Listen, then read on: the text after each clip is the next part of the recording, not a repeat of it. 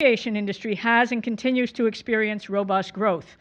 Regardless, how it handles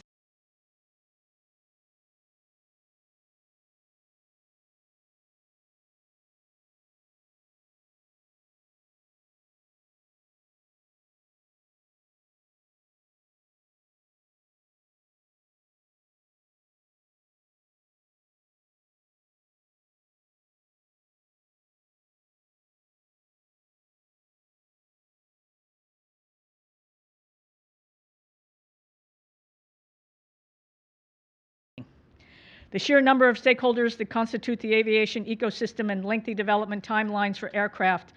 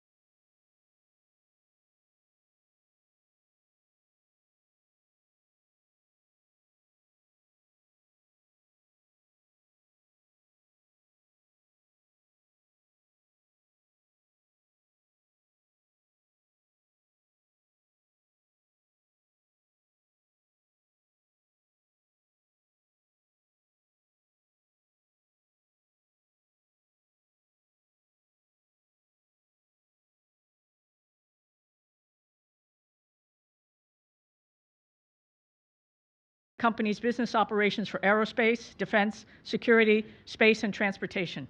Alan is also a board director here at the Atlantic Council. Alan, on behalf of the Council, I'd like to thank you and your team for your support of this effort. Jeanette Manfra is the Assistant Secretary for Cybersecurity and Communications at the Department of Homeland Security, serving as the Chief Cybersecurity Official for the department and supporting its mission of strengthening the security and resilience of the nation's critical infrastructure. And lastly, Pete Cooper is the principal author of the report before you and the report that we're launching today. He's a senior fellow with the Atlantic Council's Cyber Statecraft initiative who has completed a 24-year career in the Royal Air Force of the United Kingdom. And now I'd like to welcome Alan Pellegrini and invite you to take the stage. Thank you. Hello. Thanks, Jane. Appreciate the introduction.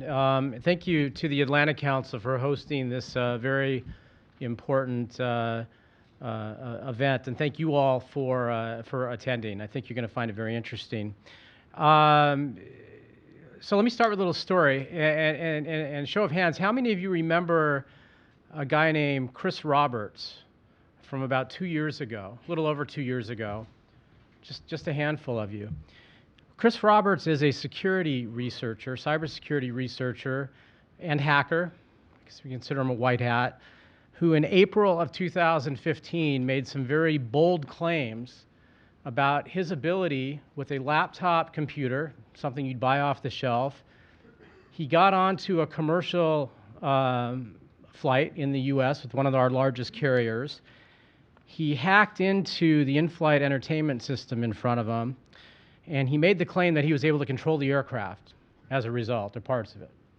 That's a pretty bold claim. Now, when you make a claim like that, it usually gets a lot of attention. This one did. The FBI got involved. The manufacturer of the aircraft got involved.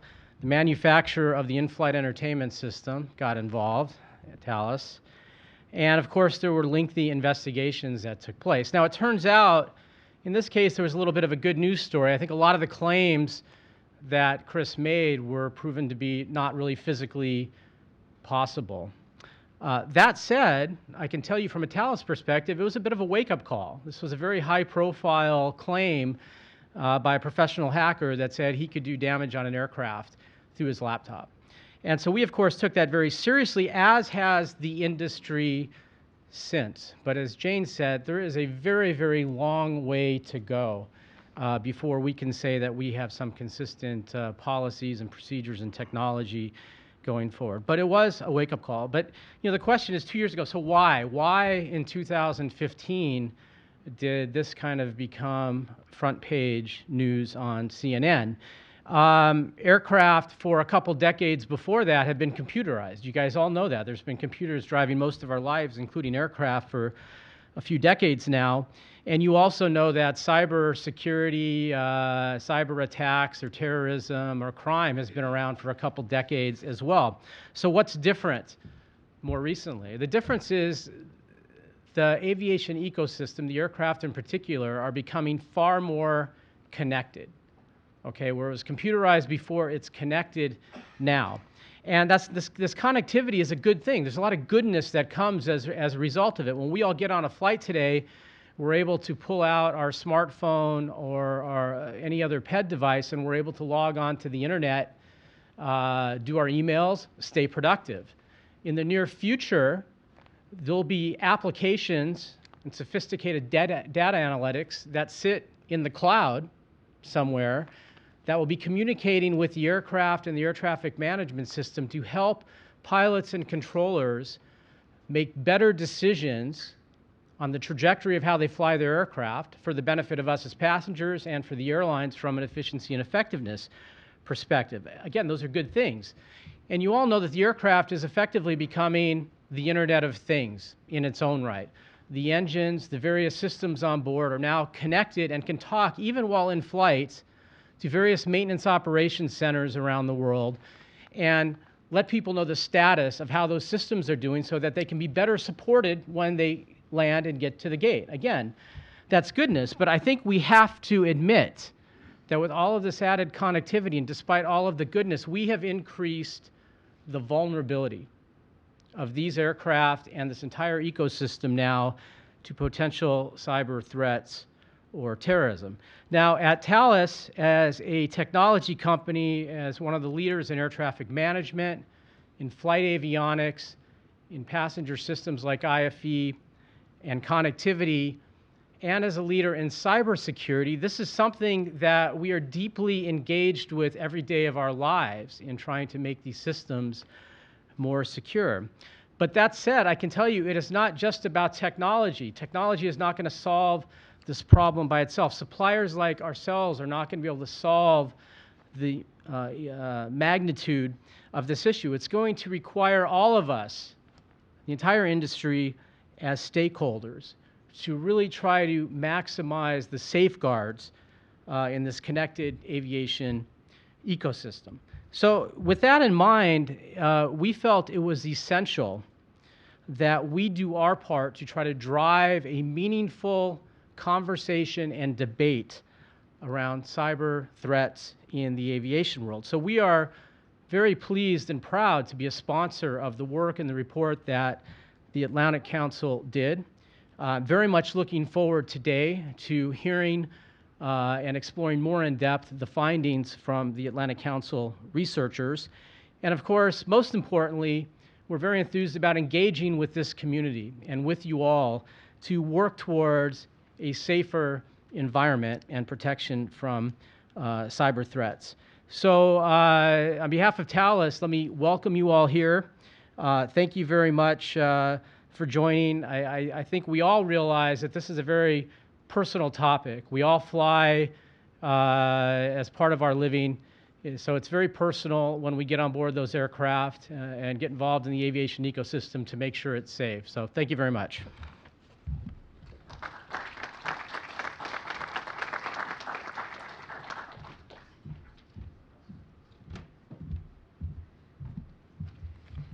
Hi there, good afternoon. Thank you so much for coming and having me here. It's good to see my former boss up in the front row. So just wanted to spend a few minutes to talk about the work that we're doing in aviation in partnership with many of you here, and look forward to the continuing partnership. I think it's a really exciting time to be talking about and being involved in cybersecurity and communications. As Ms. Holl mentioned before, I'm the Assistant Secretary for Cybersecurity and Communications at DHS, and I run our everything from our Operations Center, the work we do with federal agencies, our NCIC, US CERT, ICS CERT, as well as all of the engineering and technical capability and governance technical assistance services that we provide to critical infrastructure and federal government. So I don't need to spend too much time, I think, talking to you about the complexity of that which we would defend, as well as the complications and the sophisticated actors that we are defending against. But our adversaries are consistently trying to compromise and harm our critical infrastructure. It really seems that not a week is going by without a new large-scale data breach being reported. We now are seeing increasing threats of cyber activity and sophistication from both nation-states and non-state actors. As more devices are becoming connected to the internet, cyber threats are escalating and challenges for security practitioners are increasing as we must prepare for, prevent, and respond to potentially catastrophic incidents which could degrade our strategic assets, both domestically and globally. Historically, aviation systems have been relatively secure due to the nature of their design and the isolation of their systems. However, air traffic management, ground services, and supply chains are becoming increasingly interconnected and integrated to the digital world.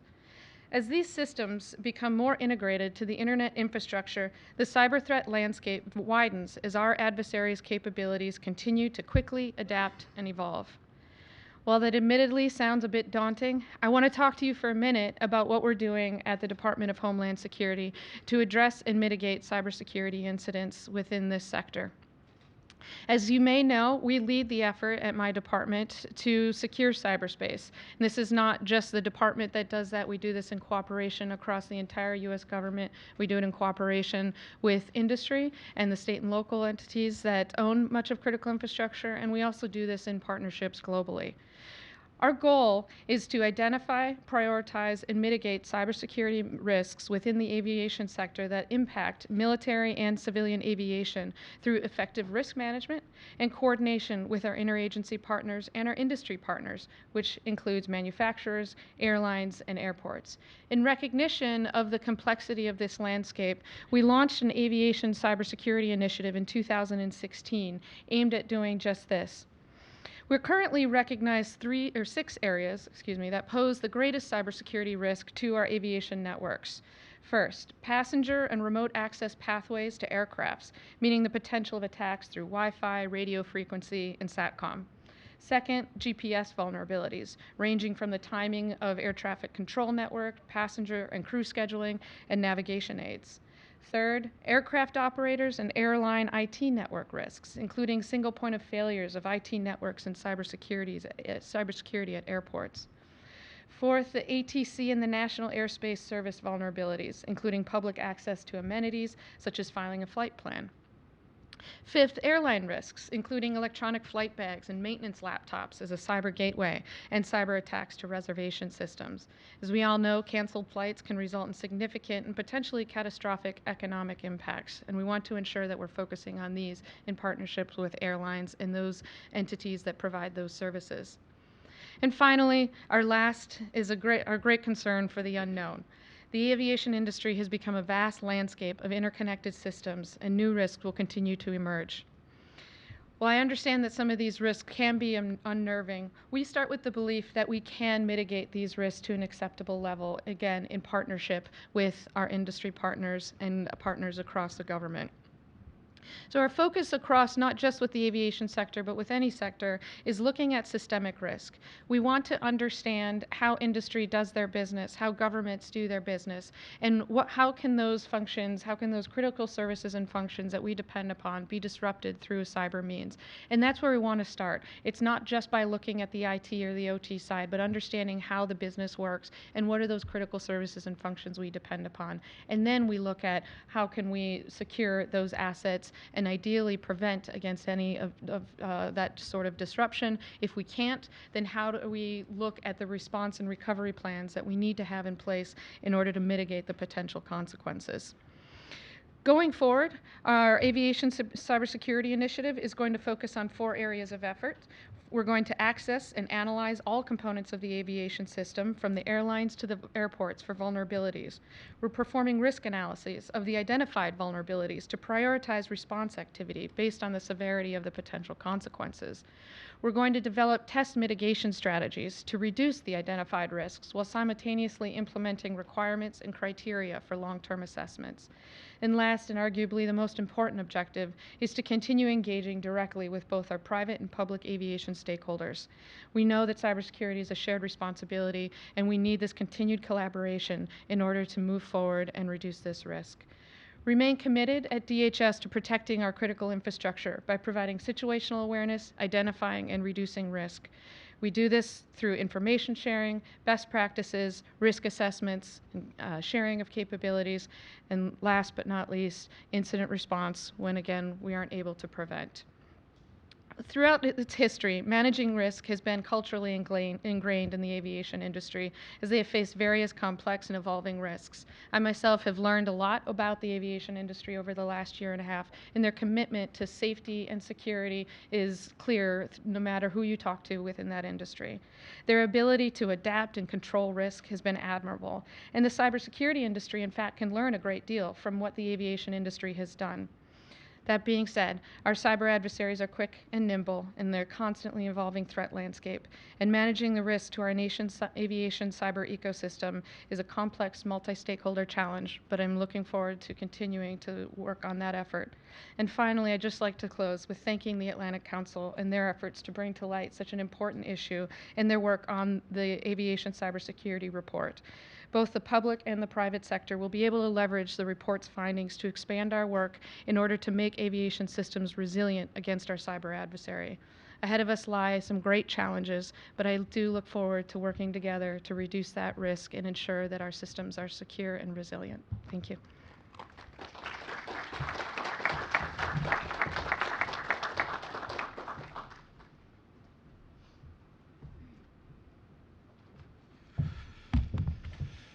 So, first of all, thank you. It's fantastic to be standing in front of such an esteemed group, and also for those that are joining in online as well. And thanks to both the Atlantic Council team that have got us here, and also for Thales for underwriting the project.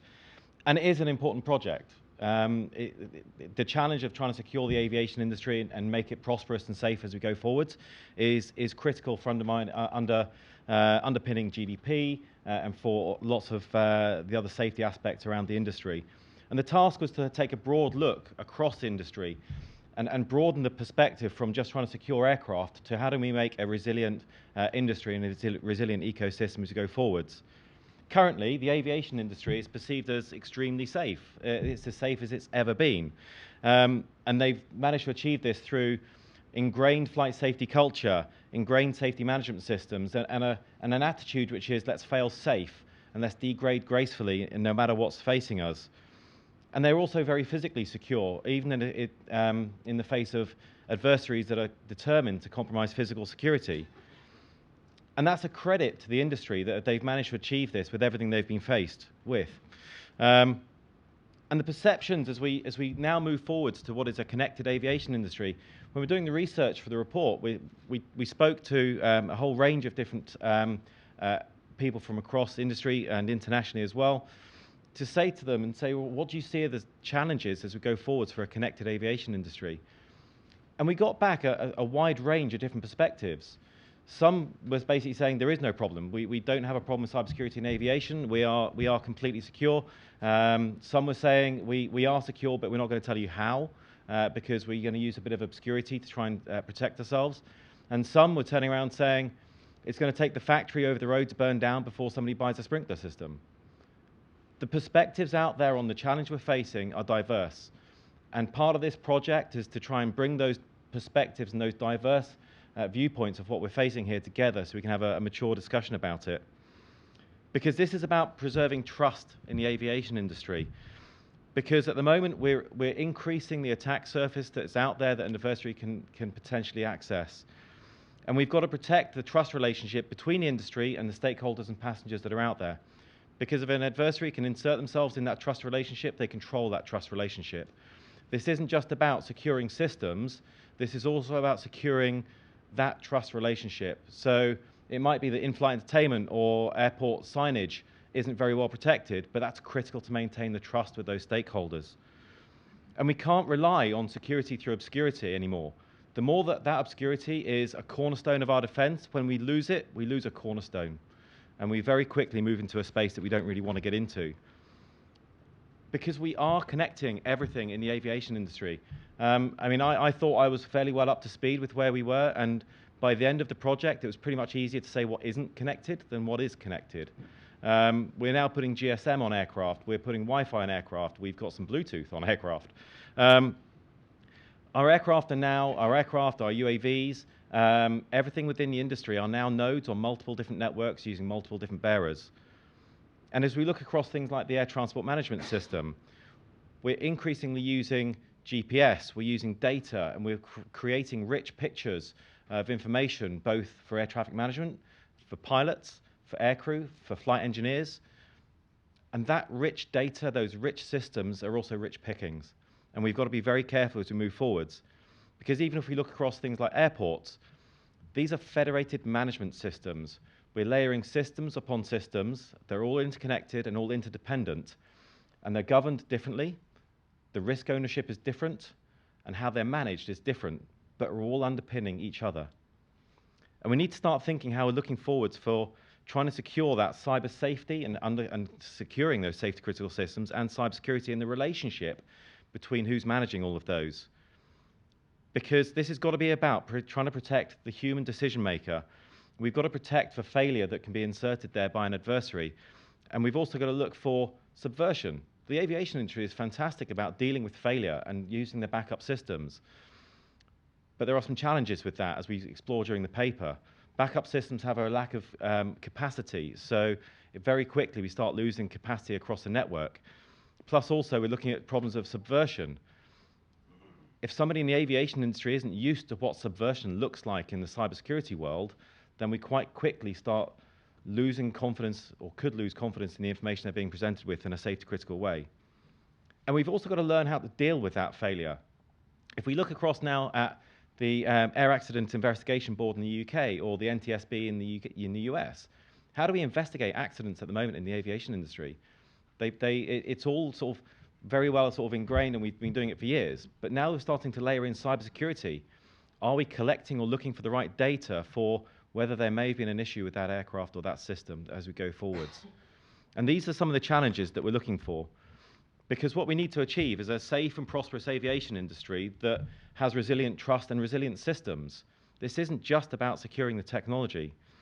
And as we tried looking at what are the foundations of what we're trying to achieve here, we need to have that coherent systems thinking, clear governance and clear accountability. The cybersecurity industry at the moment are still up in the air, and we're still discussing who's in charge of cybersecurity risk. Is it the CISO? Is it the CIO? Is it the Chief Risk Officer? And that industry is now trying to work with the aviation industry, which has a very clear governance management system for safety management. It's flight safety. The risk is well understood. And we've got to be careful that as we deeply ingrain the dependencies of cybersecurity in that system, that we don't weaken what is already in place. And we need to have those resilient systems so that we can safely degrade if something happens. But also, as important as that, is that resilient trust. Because as we try to convince people that the aviation industry is secure and it is resilient, we need to be able to demonstrate how we can achieve that. And we need to be able to make that trust so that people can take us forwards and take us at our word. And also trying to secure decision-making. The human being in the aviation industry is the last link in the flight safety chain. How do we make sure that we can enable them to make safe decisions in a timely manner, no matter what is thrown at them as their systems go forwards? And the only way we're going to be able to do this is by starting to generate a shared perspective and culture as we go forwards. We've got a very strong aviation security and aviation safety culture, very strong cybersecurity culture. How do we bring those together? How do we value the perspectives and take value from those perspectives to try and shine a light into the dark areas that we don't quite understand yet, and to try and take value from, if somebody says there's a problem, now how do we explore that and satisfy everybody? So really, in sort of conclusion, we've got to think about the fact that the nature of the challenge we're facing at the moment may come from the technology, but if we try and look for solutions in the technology, then that's going to have a limited shelf life, and it's going to be like trying to run while we're looking at our feet. If we're going to try and solve this, we need to be working together, multiple stakeholders, and valuing each other's thoughts as we go forwards. Because the value is going to be in the journey. There is no end state in what we're trying to achieve here. But we've got to make sure that whatever we're doing, we might have lots of activity, but Brownian motion isn't progress. We need to be having strong leadership internationally and nationally across multiple agencies to try and take a way forwards that everyone agrees with and makes sense. And that's strong people, strong culture, so we can understand and improve safe and thriving aviation industry. So thank you very much for being here again. I'm about to hand over to Jose and a whole fantastic group of panelists, so look forward to speaking to you later. Thank you very much.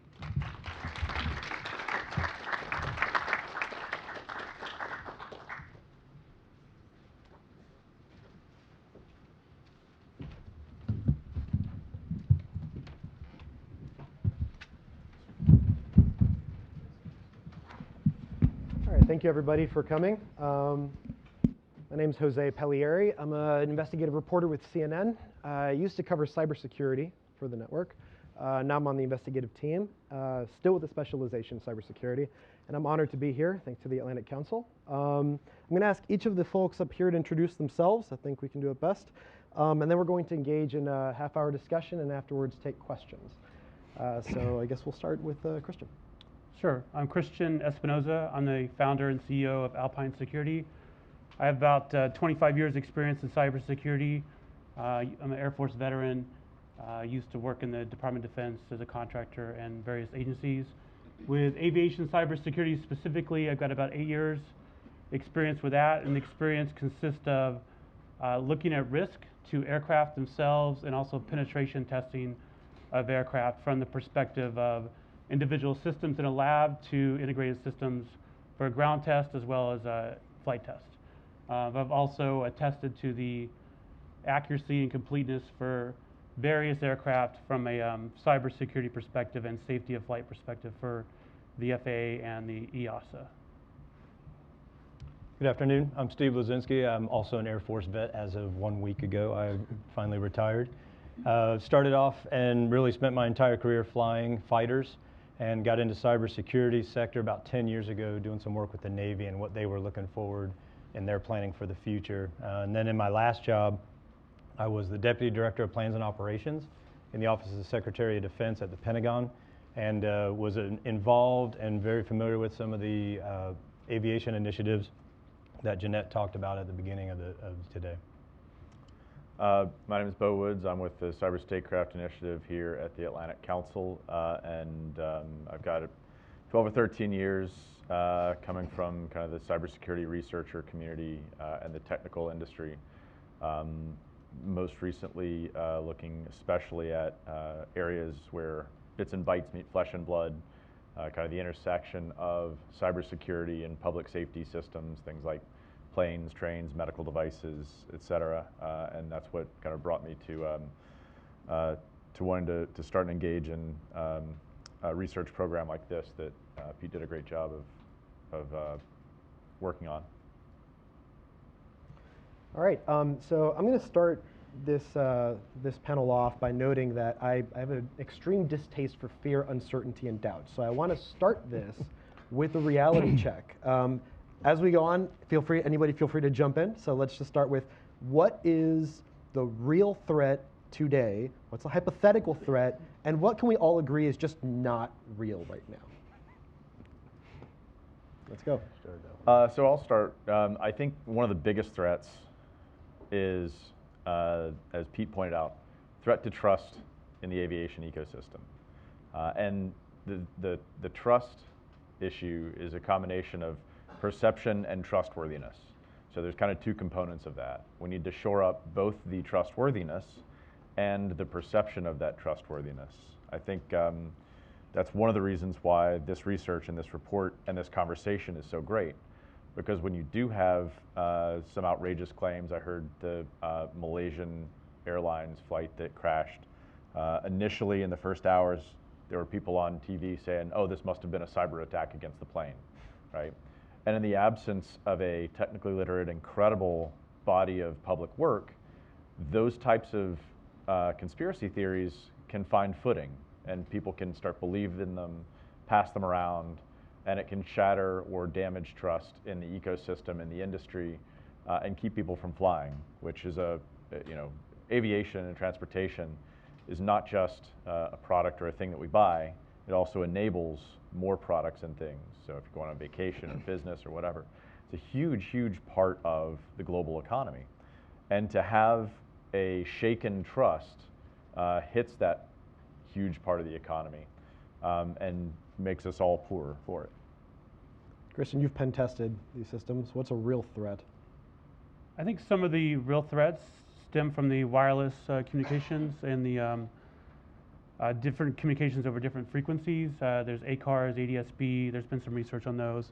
But the threat is more in line with the information received by an aircraft or being transmitted to a ground station from an aircraft or between aircraft. There's little integrity of the data, so it's easy to spoof the data and maybe send an aircraft to a different location. But can I sit in seat 23B on my laptop, hook up to the Wi-Fi, and make the plane go? No. Okay. There's been a lot of what you hear in the news when you Google hacking aircraft. It's always people hacking into the in-flight entertainment system, doing a SQL injection or whatever. But that system is, from all my experiences, isolated from the aircraft control domain, which is actually used to fly the plane during flight. But that still gets at that notion of trust, right, that we're talking about. Because if you disrupt the movie that's playing, that still has some sort of effect, doesn't it? It's no effect on safety of flight. It might be an effect on the passengers, might be inconvenience, but for many years we flew without in-flight entertainment, without Wi-Fi, so that is not an effect on safety of flight. And when we're looking at risk, we have to look at what the real risk is. The risk to the in-flight entertainment system going down or having to be rebooted or something is pretty much trivial. That doesn't affect the plane or the navigational components of the aircraft. But now this hacker or researcher has stepped in between the airline and the customer, right? They're disrupting that trust. Yeah, and I think one of the scenarios that came out of the research was it's not just maybe about rebooting the in-flight entertainment system, but manipulating the message on it, right? So if you can throw up a scary message on the in-flight entertainment system, now it's not just an inconvenience. It's something much, much more. More worrying, certainly for the passengers. Even if it doesn't affect flight safety, it's still an issue that needs to be dealt with.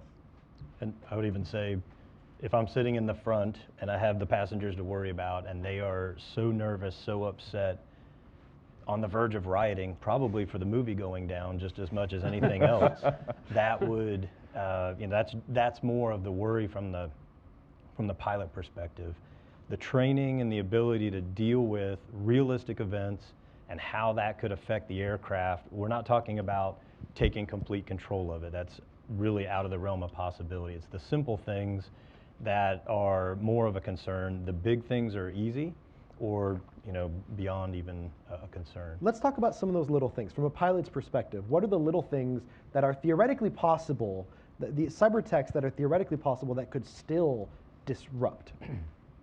So I think Christian just brought up the idea of manipulating the navigation data, where when I'm looking in the cockpit, I have lots of indications and warnings to tell me either obviously this is bad, react to it right now, to include it's time to land immediately. And then there's a bunch of other smaller things, a little more nuanced and less of a concern. I have time, I can figure it out, and I can worry about it. Some of them I might even be able to fix. But if somebody tells me to fly somewhere different, that happens all the time.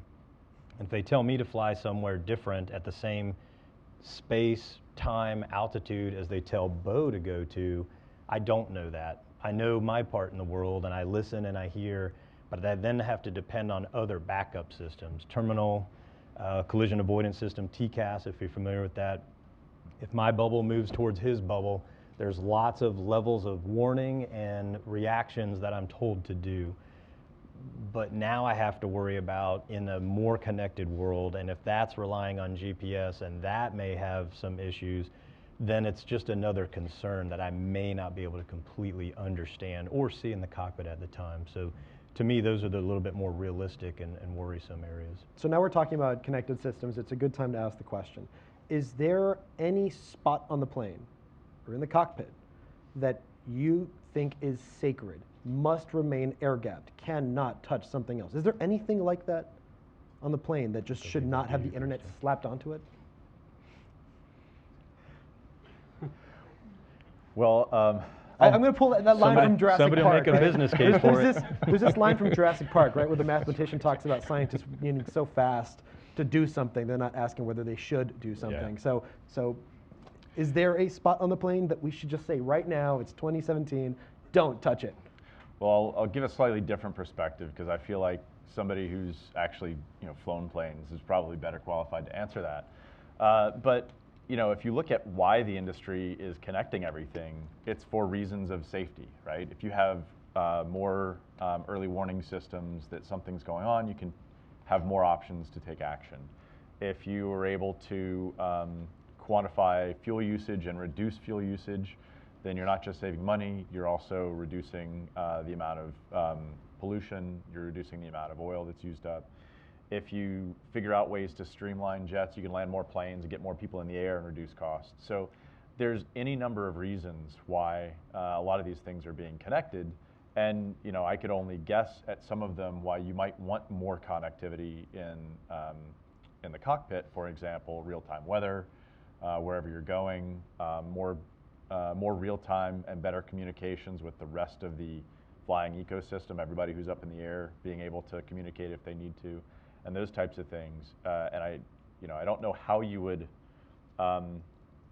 empower those kinds of capabilities without putting connectivity in a lot of different places that it's not traditionally been. Okay, a lot of places, but is there a spot? There's not any one thing I could come up with, because when you look at a cockpit now, the most basic display that tells you up, down, left, right, are you in a bank, and it has your altitude and airspeed and everything the pilot needs, the basic control instrument, it's digital. So whether or not it's connected, it's somehow within the aircraft connected. So I think even the most basic, what I would want to have, if to put it in the sacred category like you're describing, I think we're past that. And I don't know, I think on some of the larger aircraft, I would guess even the backups, they may operate off a different system, but they're also digital. Whereas the older aircraft that I initially flew, you had a main gauge, and even if it became digital, you still had a backup floating in liquid telling you up and down that you had to pay attention to. So you had really, really different, but I think we've gone past that. I've got to admit, that makes me just a little bit uncomfortable, the way that Apple took away my button. And I'm like, it's not a real button, right. And it's just a little bit discomforting. Well, I think to your broader question,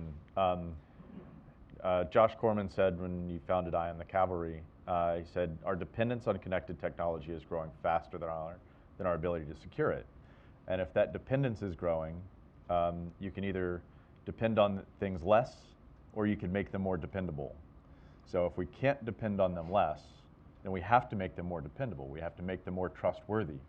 And I think that's where we really need to go. And like I think it was Alan in the intro said, that's going to take all of us coming together and collaborating and working together. So that was my next question, obviously. Whose job is that?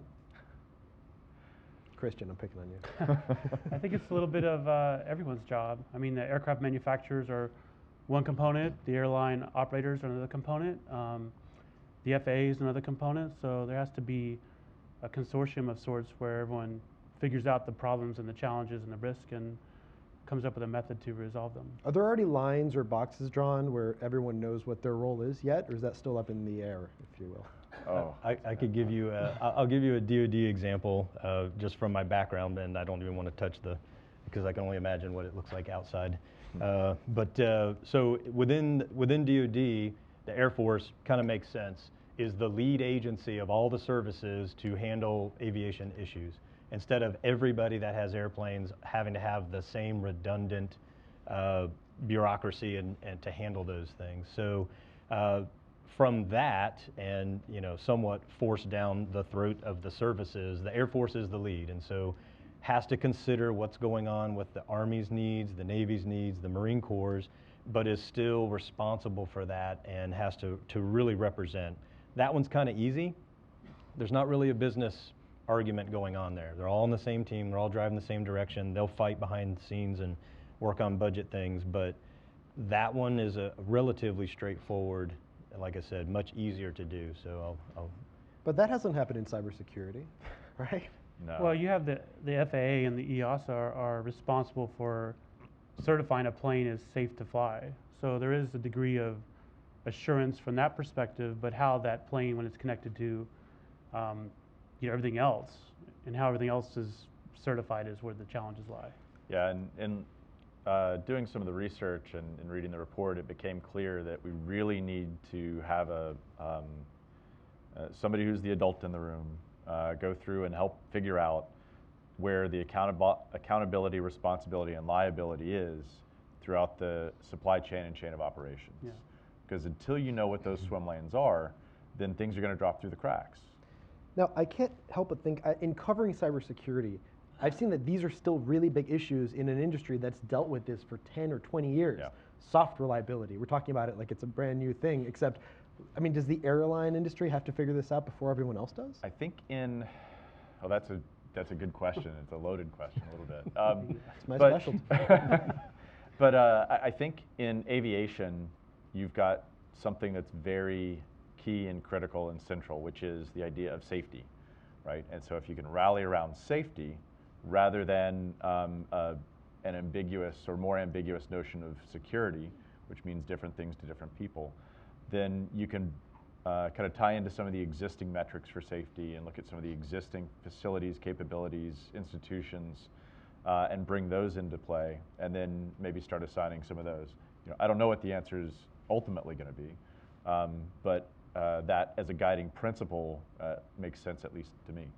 So we're talking about different roles. Actually, go ahead. well, I'll add on because what Bo brought up about safety from the flying community, and I think something that Pete brought out real nicely in the report is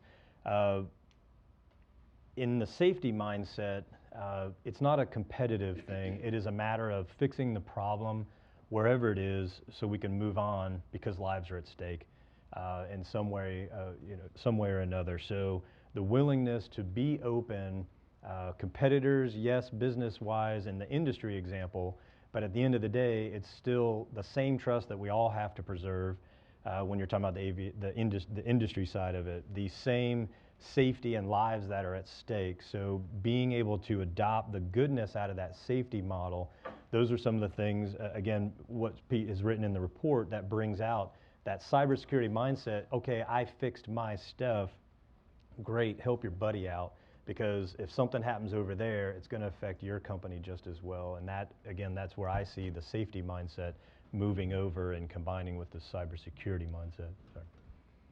So we're talking about different roles here. In other industries, independent security researchers play an important role. Mm-hmm. And they are many times uninvited, right? And it took a long time for even their own software industry to catch up to the notion that actually we want independent researchers checking our systems, telling us when there's mistakes so we can fix them. And there's a right way and a wrong way to do that, wouldn't you believe? Right? So the wrong way to do it is just scream it from the rooftops when you find a mistake. The right way is to go to the company, and this is sort of an agreed upon rule in the community, go to the company and say, all right, I found an issue, can you fix it? I'm going to give you a time window, because if you don't fix it, I'm going to assume you don't care about it, I'm going to go public and force your hand. Yeah. Let's talk about the dynamic in the airline industry, and earlier, Mr. Pellegrini brought up the example of Mr. Roberts, and how that did not work in his favor. So let's talk about researchers. Yeah, so going back before 2015, there was a researcher who goes by the handle Renderman, and he's done a lot on radio frequency, looking at Wi-Fi and looking at other things. And he asked the question, I wonder what would happen if I started looking into some of these air traffic management protocols. And so he did some research there and found that they were all plain text, and he came up with a variety of potential issues that could result from that. did some more testing and found that they were easily spoofable. You could replay it. He's got a video online where he shows, you know, he's able to simulate hundreds of additional planes in the air. And when he carried some of that research to the manufacturers, to the industry, to the government, they basically said, well, don't worry about it. It's not going to be an issue. Go away. And Sounds like Microsoft in 1993. yeah, that's exactly right. So now, if you're someone who thinks you realize that there's a huge potential safety issue and no one will listen to you, do you just say, I'm sure they got it? Or do you do everything you can to try and protect public safety, right? And so when you're left with no avenue but to go public, to bring these things into the light so that they can be addressed, then it's a hard decision to try and make. And I'm not advocating that everybody go do a bunch of research and then publish it immediately. But having a maturity in the dynamic between researchers and the industry is a critically important thing here. And having those standardized intake mechanisms that are understood and well practiced. Like bug bounty programs? Like bug bounty programs, like a coordinated vulnerability disclosure policy. Do those exist in the airline industry? United has one. GoGo had one for a little while. For a little while? Okay. Yeah, I don't know if it was a pilot or if they pulled it back. But, I mean, you don't want researchers testing on planes, right? You don't want anyone put in harm's way from the research. At the same time, somebody needs to have a look at it, right? There's only so many things that you can find, Christian. You're only one person, right, when you're doing your testing. He's good. But empowering this community is something that the healthcare industry, that the industrial control systems industry, that the automotive industry, that the software industry have all found to be incredibly helpful to the trustworthiness and the trust in their products. And I think the aviation industry should look at some of those as models for how to engage and work with that community of highly talented resources who are, you know, a lot of them willing to give their time and energy to helping preserve the trustworthiness of planes. We were talking about this a little bit earlier, and the researcher Bo mentioned, Rinderman, he was pretty easily able to do that research because it was basically just capturing RF, you know, radio frequency stuff. So it didn't require a lot of components or systems. But one of the challenges with aircraft is you can certainly go buy an individual component of an aircraft on eBay or find one somewhere, but you can't just go find a virtual aircraft or go buy a used aircraft and start doing your testing. So there's not a integrated platform to really do the testing, which is very different from like a enterprise network where you can do testing on enterprise environment, you can virtualize on machines. So it makes it more challenging for a security researcher to actually test some of the things they want to test because there is no platform that's not in operations. What we were talking about just before this was we've got flight simulators for pilots, but not flight hacking simulators for researchers. Right. And there seems to be a need for that. True, and I think the other part to build on that is the airplanes are neat and cool to think about, and hacking them is fascinating, the idea that you could do that, but there's so many other elements, and you know the description of an aviation ecosystem, all these other ways to get into the system to affect the trust, whether it's the displays in the airport, the navigation comment that I made earlier, whatever that is, there's so many other avenues to get into, and they are more basic systems that my guess is that would be more acceptable to invite the researchers in from the community and that kind of engagement. It doesn't seem as obvious. It's kind of the end around and why should we worry about these systems, but they're just as important in this discussion, even though they don't jump out quite as readily. So you're a pilot. Talk about the systems outside the plane that you're talking about here. So you know I think some of the things we've already brought up here, whether it's the ADS-B, the in-flight navigational aids, the GPS, what I'm using to get from where I am to where I'm going, and there's an extensive list from all the flight planning systems on the ground that tell me on a large aircraft weight and balance, who to move what where so the plane can fly properly, the amount of fuel to put on, things like that before you ever take off. Air traffic control, so the commands that are going back and forth that you don't want to have a conflict get created or you don't want to miss calls. There's backups for that, but that just causes delays, and depending on the conditions, those may not be as acceptable bad weather, congestion, whatever's going on. So there's just a number of things that are outside the aircraft to also consider in all of this. So hacker wants to disrupt a flight. They don't go after the plane. They go after ground control, or they go after the payment system at the airport. Or there are different spots along that chain where they could try to approach it and then cause that disruption. Yeah, the Home Depot hack jumps out in my mind. Through the air conditioning system company to get to Home Depot.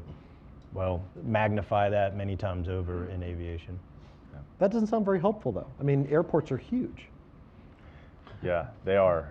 There's a ton of moving parts inside airports. There's a ton of moving parts inside the entire aviation ecosystem. When you start thinking about it, it's not just the airplane, it's the air traffic control, it's the airport, it's the supply chain, it's the mechanics who come out to fix the airplane, it's the people who deliver food. I mean, there's such a broad and diverse ecosystem that issues can come from everywhere. How do you figure out how to prioritize those and tackle the biggest ones first, and build architectures that are resilient against some of those outside influences causing failure, right? Are each of these elements, Christian, bringing in pen testers to actually check what's wrong?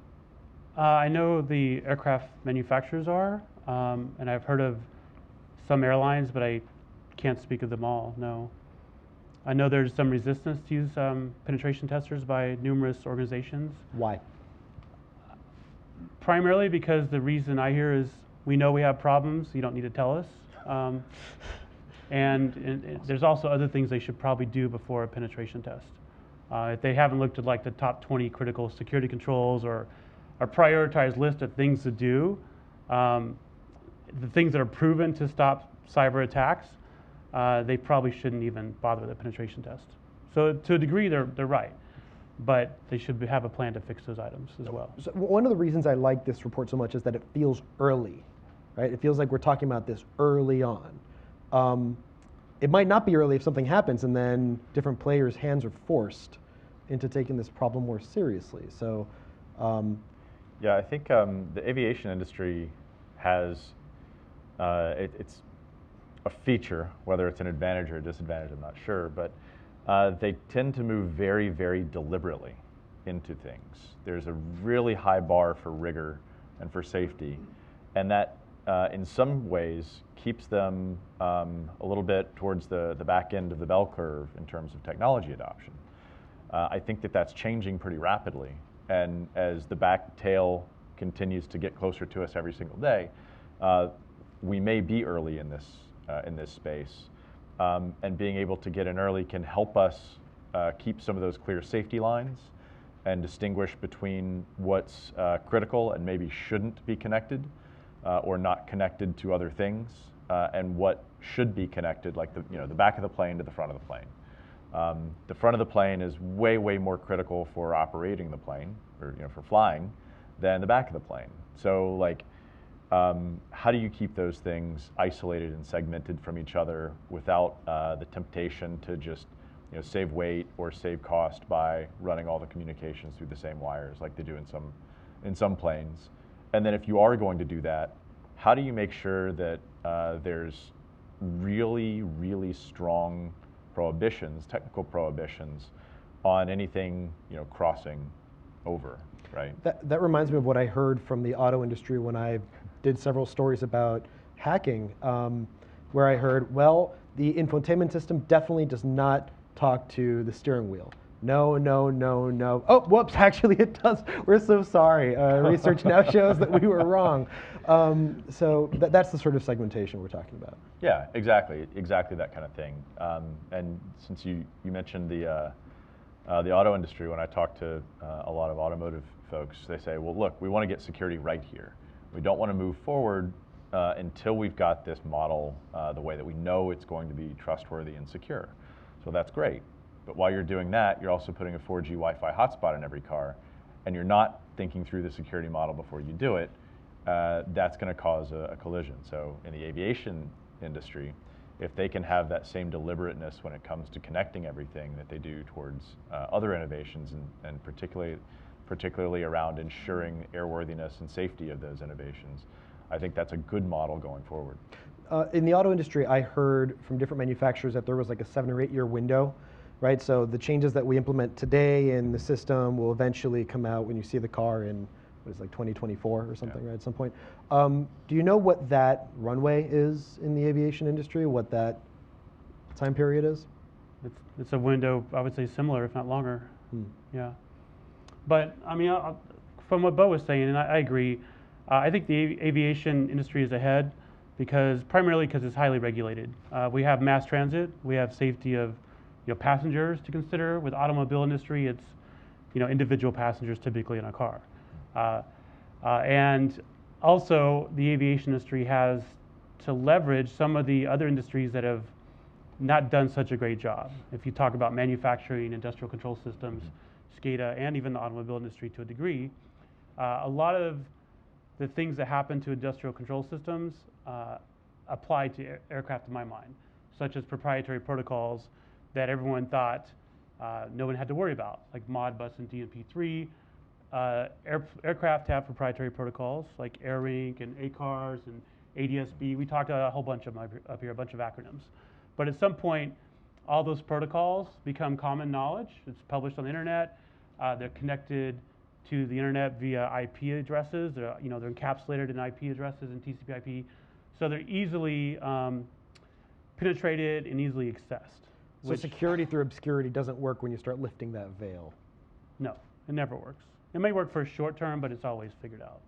So we're almost out of time. I want to ask if there's one thing each of you would like to see happen that perhaps has not happened yet. If there's one thing that needs to happen now, what is that thing? I would say the one thing is to catalyze a public dialogue around what is going on in the aviation ecosystem in terms of cybersecurity, so that when we have these fantastic claims or rumors or myths that start spreading, they can pretty quickly and easily be staunched with verifiable, credible public information in order to preserve trust. I think that means you've got to bring security researchers into the fold a little bit more. You've got to open up the veil to the public a little bit more. And it's as much about messaging as it is about doing more. It's just talking about what you're doing more. Colonel? I will throw out a presidential executive order from the perspective of Pete brought it up. A tweet or an EO? Aren't they the same? I think we're going to the 200 characters, so that might be enough. So what is this executive order? So in my mind, the idea, Pete brought it out nicely as far as a commission under congressional oversight. And I think probably my bias from having sat there and worked on some of these, and it was hard to get attention. And is this the one thing we have to work on right now? Excuse me. Is it higher priority than North Korea? Okay, it is not higher priority, but I think the idea of, with a presidential executive order, you take the work that Jeanette mentioned earlier and what is going on across the government, and you get in, you focus, figure out what's going on, come up with a game plan, and get out and get back to work. Instead of kind of a peanut butter spread, there's always a lot going on, we're always busy, and then tomorrow's new exciting story causes us to kind of divert our attention. So in my mind, it's just that quick, focused, everybody's on board, and I say it EO, and that drives government, but I'm also thinking how industry, it can help this dialogue. Whoa, why is there an EO? Because we're going to work on this problem, we're going to figure out what's wrong, and we're going to fix it, and we're going to go back on to the next thing that we know we have to get after when it comes to the cybersecurity issues. All right, Christian. I think we talked about threats, and I mentioned the biggest threats in my mind are from RF or Wi-Fi or satellite communications. And the reason those are threats in my mind is there's no authentication.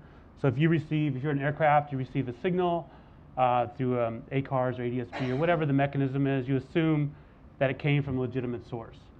So I think one of the steps to help mitigate that risk, which in my mind is a pretty big risk, is some sort of authentication of the messages to prove that they actually came from the legitimate sender. And I mentioned this ties into industrial control systems. They had the exact same problem. You had a Modbus protocol, for example, that a nuclear power plant might work on, and you had this device that's the master device. The master device sends commands to slave devices. But you had this problem because there's no authentication. So anybody could say, hey, I'm the master device. I could plug in the network, say I'm the master, and start controlling all the slave devices. So it's no different realistically, in my mind, than aircraft because we don't have authentication. So I can say, I'm the air traffic control tower. I'm going to spoof messages to the aircraft and direct it wherever I want to, as an example. But if there's authentication, then you would ignore those messages that have not been authenticated as coming from the actual tower. Now, in reporting on the auto industry's issues with cybersecurity, I remember this came up as well. So they said, you can tell the tire pressure sensor, hey, say this, because the tire's not asking you, wait a minute, who are you, right? And if I remember correctly, the technology that will allow for that authentication is actually pretty small, right? I mean, it's not a big overhaul. It's just adding a little bit of hardware or maybe a firmware update. Well, there's known methods to do it. I wouldn't say that the challenge is small because it's a widespread problem, but there are known methodologies and known solutions for the problem, for sure. Okay, I think that's all the time we've got now for questions. We're going to take a few from the audience and a few online. We've got a system that's bringing in questions here, but I think I'd like to do the audience first. Feel free to raise your hand. Oh, wait for the mic. I think I know the answer to this, but I'd like to try it anyway. What you're talking about in terms of looking at vulnerabilities is really a red teaming exercise. And I'm wondering, to what degree do we really do that, especially with regard to cybersecurity? So I'd say there's several ways to look for and find vulnerabilities. Some of those will be a red teaming exercise, and Christian can talk about that. But there are also other things. If you keep a catalog of parts, then when one becomes is found to be defective. We can do the same thing in software and find vulnerabilities that way by looking at a catalog and measuring that against something like the National Vulnerability Database, for instance. We can also look at some of the internal development processes where you discover issues internally, and then you can say, okay, we need to fix that in the next revision. And then you have things where outside third parties or independent parties can come and look for issues in the software or in the design or in the implementation at different stages, when the airline rolls off the factory floor all the way up to when it's in use at the carrier. Christian, anything to add? I think things have been looked at from, I would say, almost a myopic view, individual systems, or like the airline, the aircraft manufacturer, or the air traffic control. But from a red team perspective, I don't think things have been looked at. Because in my mind, a red team, as an example, I used to do red team stuff for the military. A red team would be, I try to sneak onto a military base and achieve objective X, whatever that is. But I use whatever tactics I want to. So if I want to cause an effect on an aircraft, cause it to crash, I would go for the weakest point. That could be air traffic control, it could be airline, it could be any of these systems. And we haven't, in my mind, we haven't tested from a red team perspective that ecosystem we've been talking about.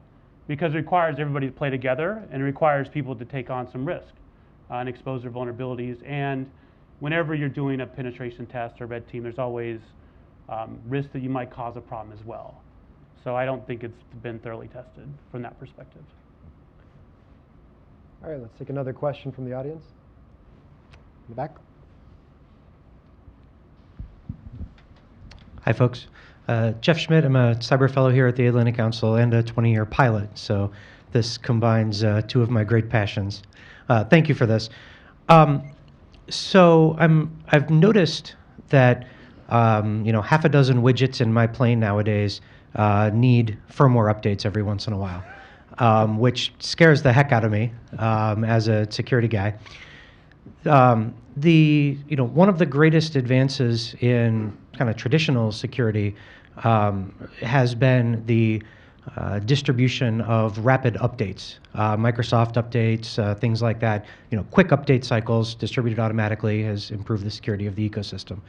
That seems to be fundamentally at odds with the lengthy software certification cycles and the relative difficulty in patching and updating firmware on airplanes.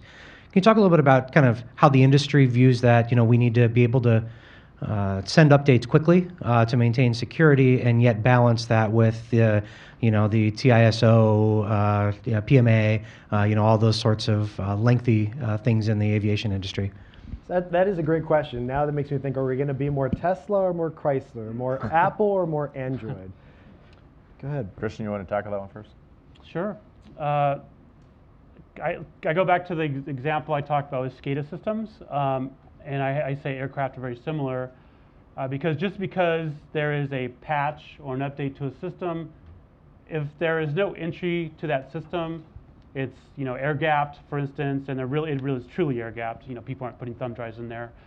Then it may not need to be updated. So we have to look at the risk, and if the risk is high, like the system is a system that if it fails without the update, it might cause a safety issue, that should certainly be updated. And at least from my experience with aircraft, updates in aircraft or patches or software releases are considered parts. So they're highly controlled, which means the aircraft is tightly controlled from a configuration perspective. If you have tight control of your configuration, it's much easier to protect and defend your environment. So that's sort of leading to probably what Bo's going to say here.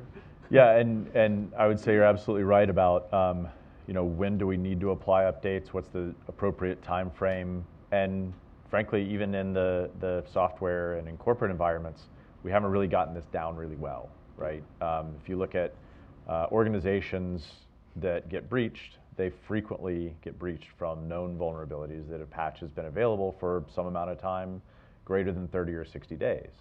Now, in an aviation environment, you want to have a really rapid cycle of eliminating vulnerabilities and defects, whether it's a physical part or a software part. At the same time, you want to go through a rigorous vetting of the update before you apply it. So there's an inherent tension there, and just frankly, as an industry, we have to get better at that. Cybersecurity industry, we have to get better at having more responsive update cycles, faster update cycles, less painful updates, frankly, so that you don't have to have that tension between, do I apply this or do I, just roll the dice? And I think that we've got to do a lot to both advance the capabilities in that space, as well as increase the willingness or institutional will to tighten up those cycles. So I think that that's something that's going to be with us for a while, and I think that that's one of the areas that needs to have some of the most priority in our evaluation criteria of how we improve security in aviation as well as many, many other sectors. There's a silver lining there, right, though, because, there's an opportunity to apply any updates every time the plane lands. I wouldn't say any update. Yeah. Mm.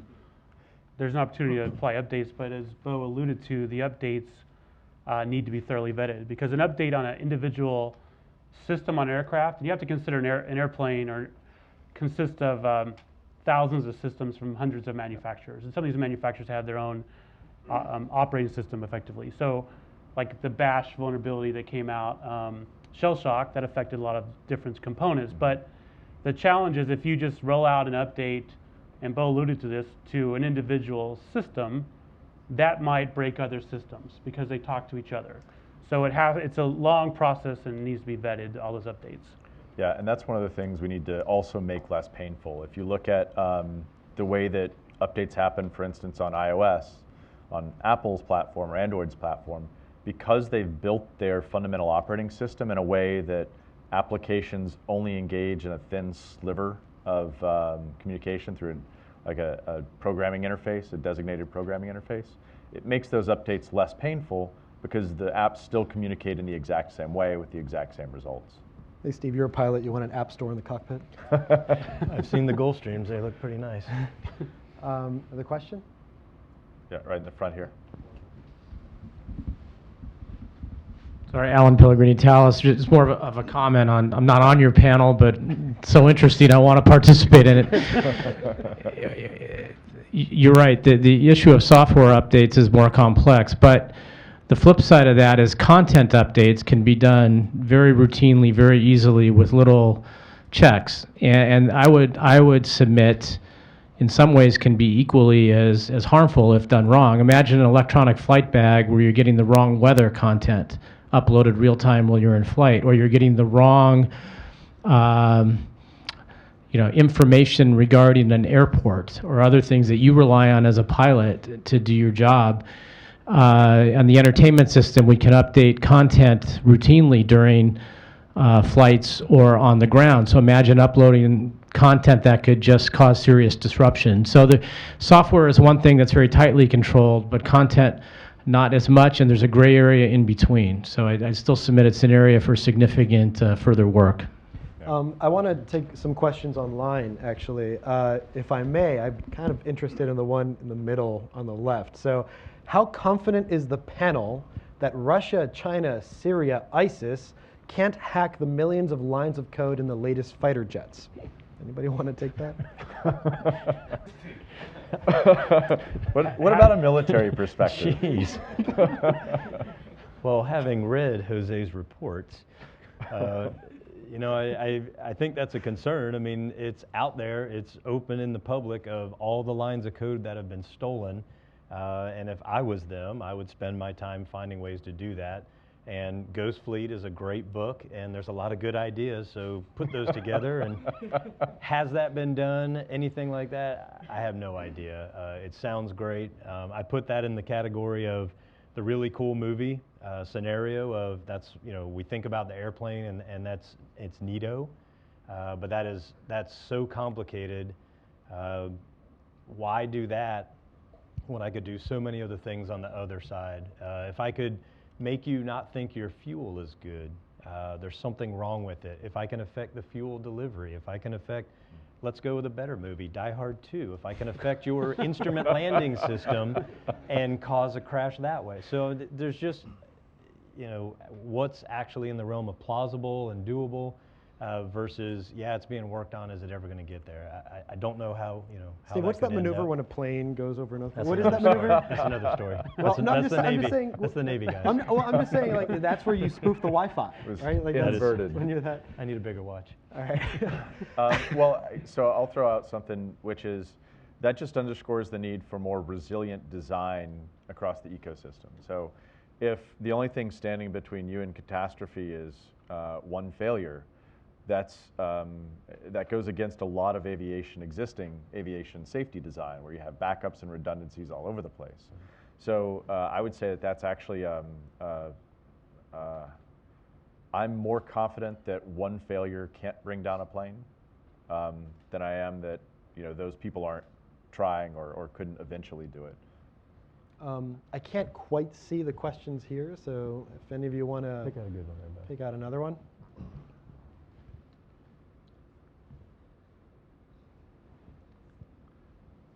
Is that one good? Yeah, that's sort of interesting. So how would you rate aviation ISACs, the groups that share information and threat intel, in their work? How could the ISACs improve the efficiency of info sharing in the aviation space? A little bit of experience, I can. Yeah, go ahead. Oddly enough, the Aviation ISAC's meeting right now in sunny Miami compared to DC. I'm jealous. Exactly. I don't think, we talked about earlier that the aviation industry being ahead of things, that safety driver, that's a huge motivator. And I think in that sense, my time in government, sitting and seeing what the Aviation ISAC has been doing has made me feel very good, in the sense that they are working closely together. There have been times where I've been able to be in the room and see the government agencies and industry talking and getting after these problems. My idea earlier of motivating and being more focused is just to get after it and help those agencies and the industry participants that much more. So to me, the ISAC, the sharing part of it's working fine.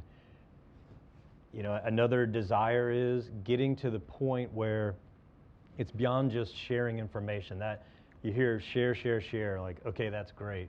The Cyber Threat Alliance, information security companies like Palo Alto, they're talking about what do you do with the information once it's shared, and who's better at doing that. And they are cooperating amongst competitors of businesses to get things done. Could that be a model for the aviation side? Could there be an operational arm to the ISAC? I don't know.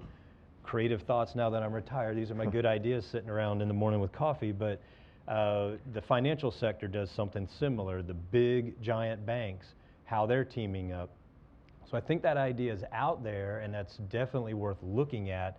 And again, when I think of that, I put the safety side of it on there, and that's just a way to bring all of those together and really get after this problem. So not necessarily seeing a problem where it is, but it's thinking what is the next step and how can we help it grow and mature. Yeah, and you hit on something that's really fundamental there, which is sharing information gives you no advantage if you're not prepared to act on it. Yeah.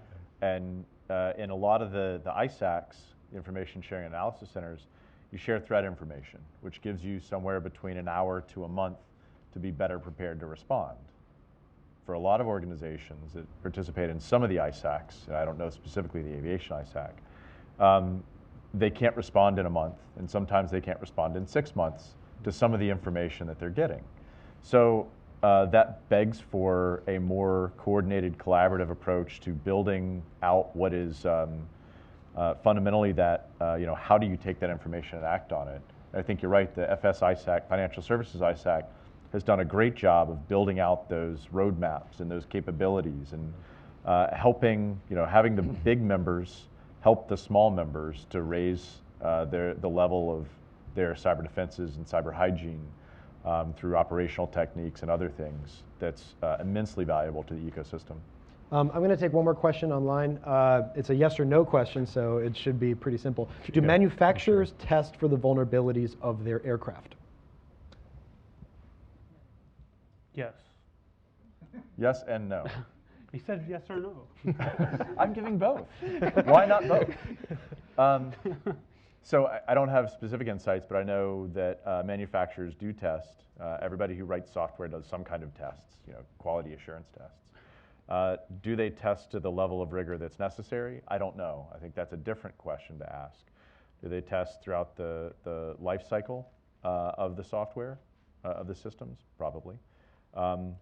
Does the useful life of the system exceed the length that it's supported? In some cases, in other industries, certainly yes. So it's yes and no, and it's a more complicated gray area than just thumbs up, thumbs down. Yeah, okay, black or white, Steve? I'm going to go with the it depends answer and piggyback on what Bo said there. Okay. All right, I think that's all the time we've got. Thank you very much to the panelists up here for this. We're going to take a break, 10 minutes, do be back. All right. Thank you. Thanks, fellas. That was cool. Yeah. Hey. I assure you, Thank you. We test dramatic. Oh, I'm sure. I know you guys do. Okay, Yeah. I promise. Hey. What's up, man? Things are good. Yeah, things are really good. How are you? Hey, good to see you. Let me turn off the mic. What do you think? Good. Oh, no.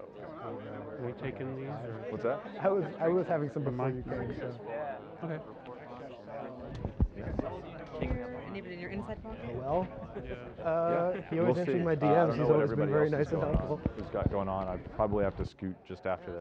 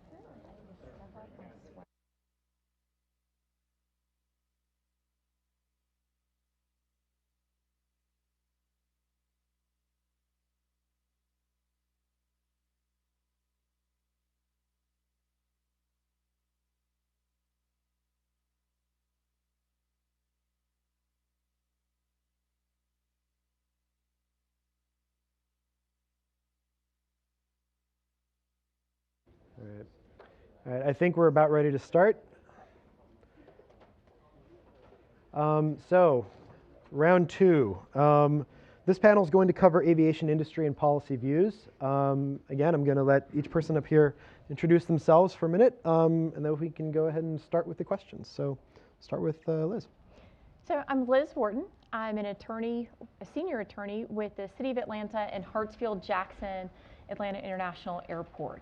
So my control or my domain at the office is basically all the technology policy and contracts and projects are coming through the city attorney's office through me. So get to do that and have a little bit of fun. Good afternoon. I'm David Silver. I'm the VP for Civil Aviation at Aerospace Industries Association. We're a trade organization here in town that represents approximately 350 or so manufacturers of aircraft and aircraft systems. My background is, prior to this, a 20-year career at the Boeing Company in systems engineering, airplane systems engineering, and glad to be here. Thank you.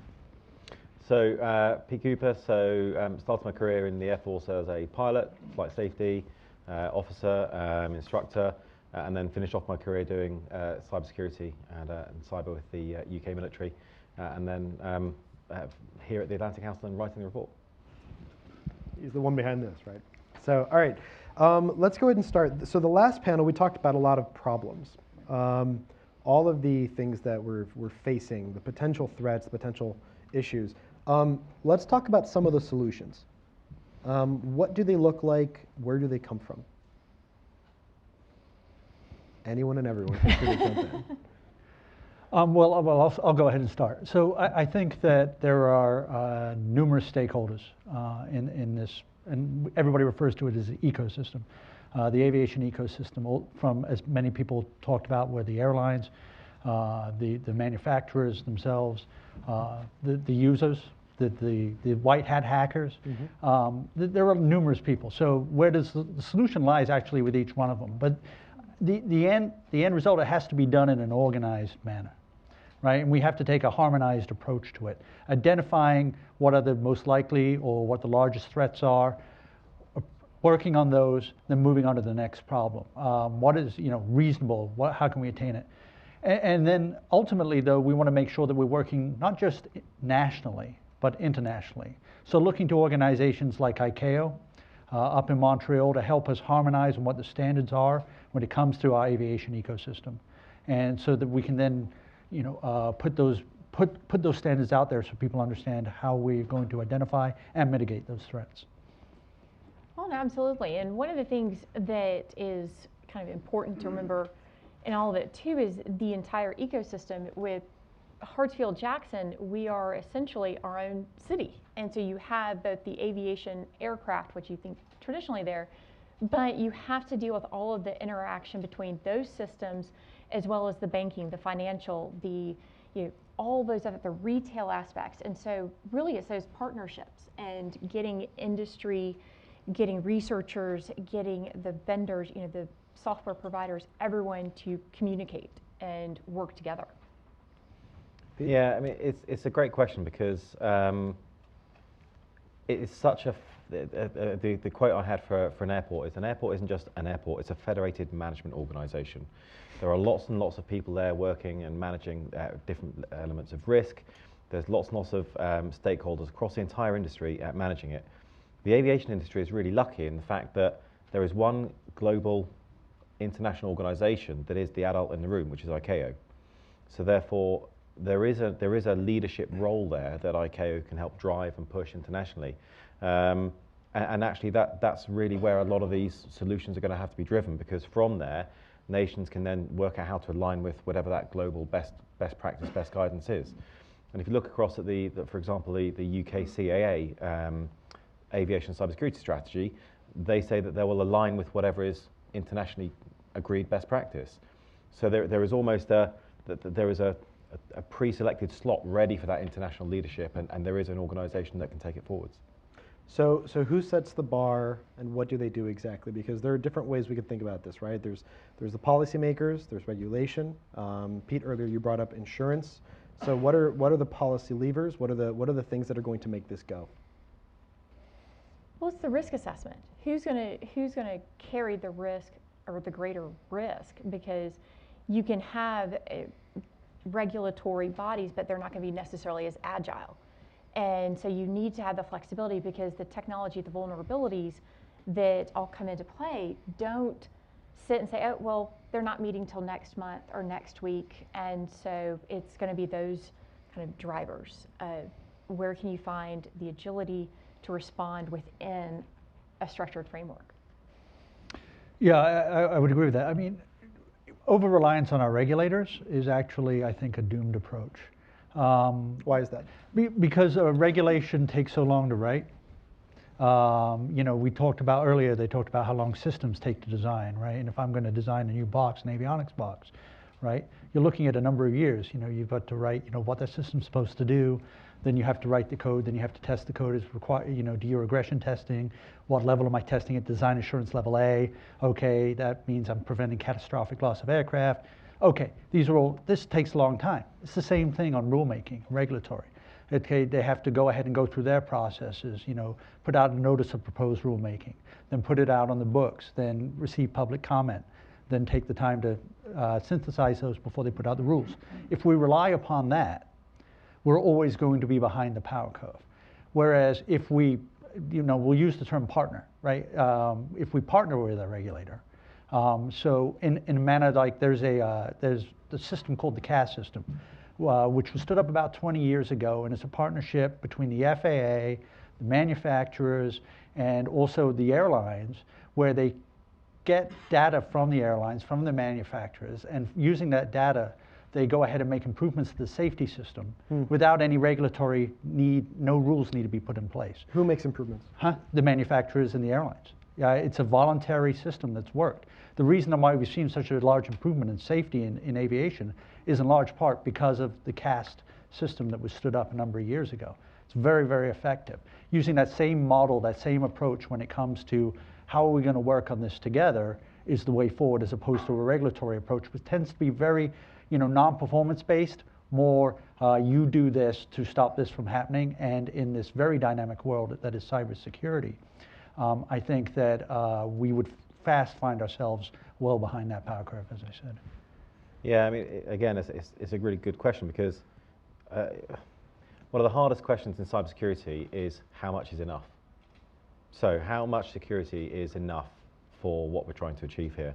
And there's a real danger of going down the compliance road as best practice. Lots of other industries have discovered that they can be compliant up the yin-yang, but it's not going to achieve any good against an adversary. So we can't lose the focus that we've got to be adversary-centric, not compliance-centric, because otherwise all we'll have is boards trying to worry about whether they're compliant or not worry about the adversary and what the threat is.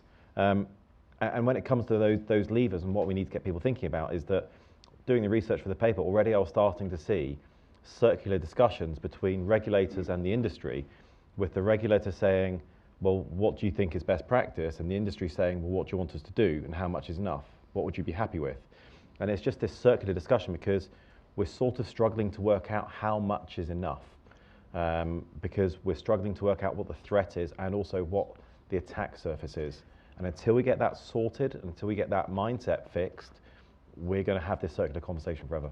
So go ahead, sorry, Liz. Well, no, I was going to say, and really where you're going to see a shift is, instead of just the instead of the manufacturers, the regulators, you have to bring it, you have to kind of open up the room to the researchers, that it's the software, it's the systems manufacturers that haven't really needed to play in, you know, come play at the playground yet.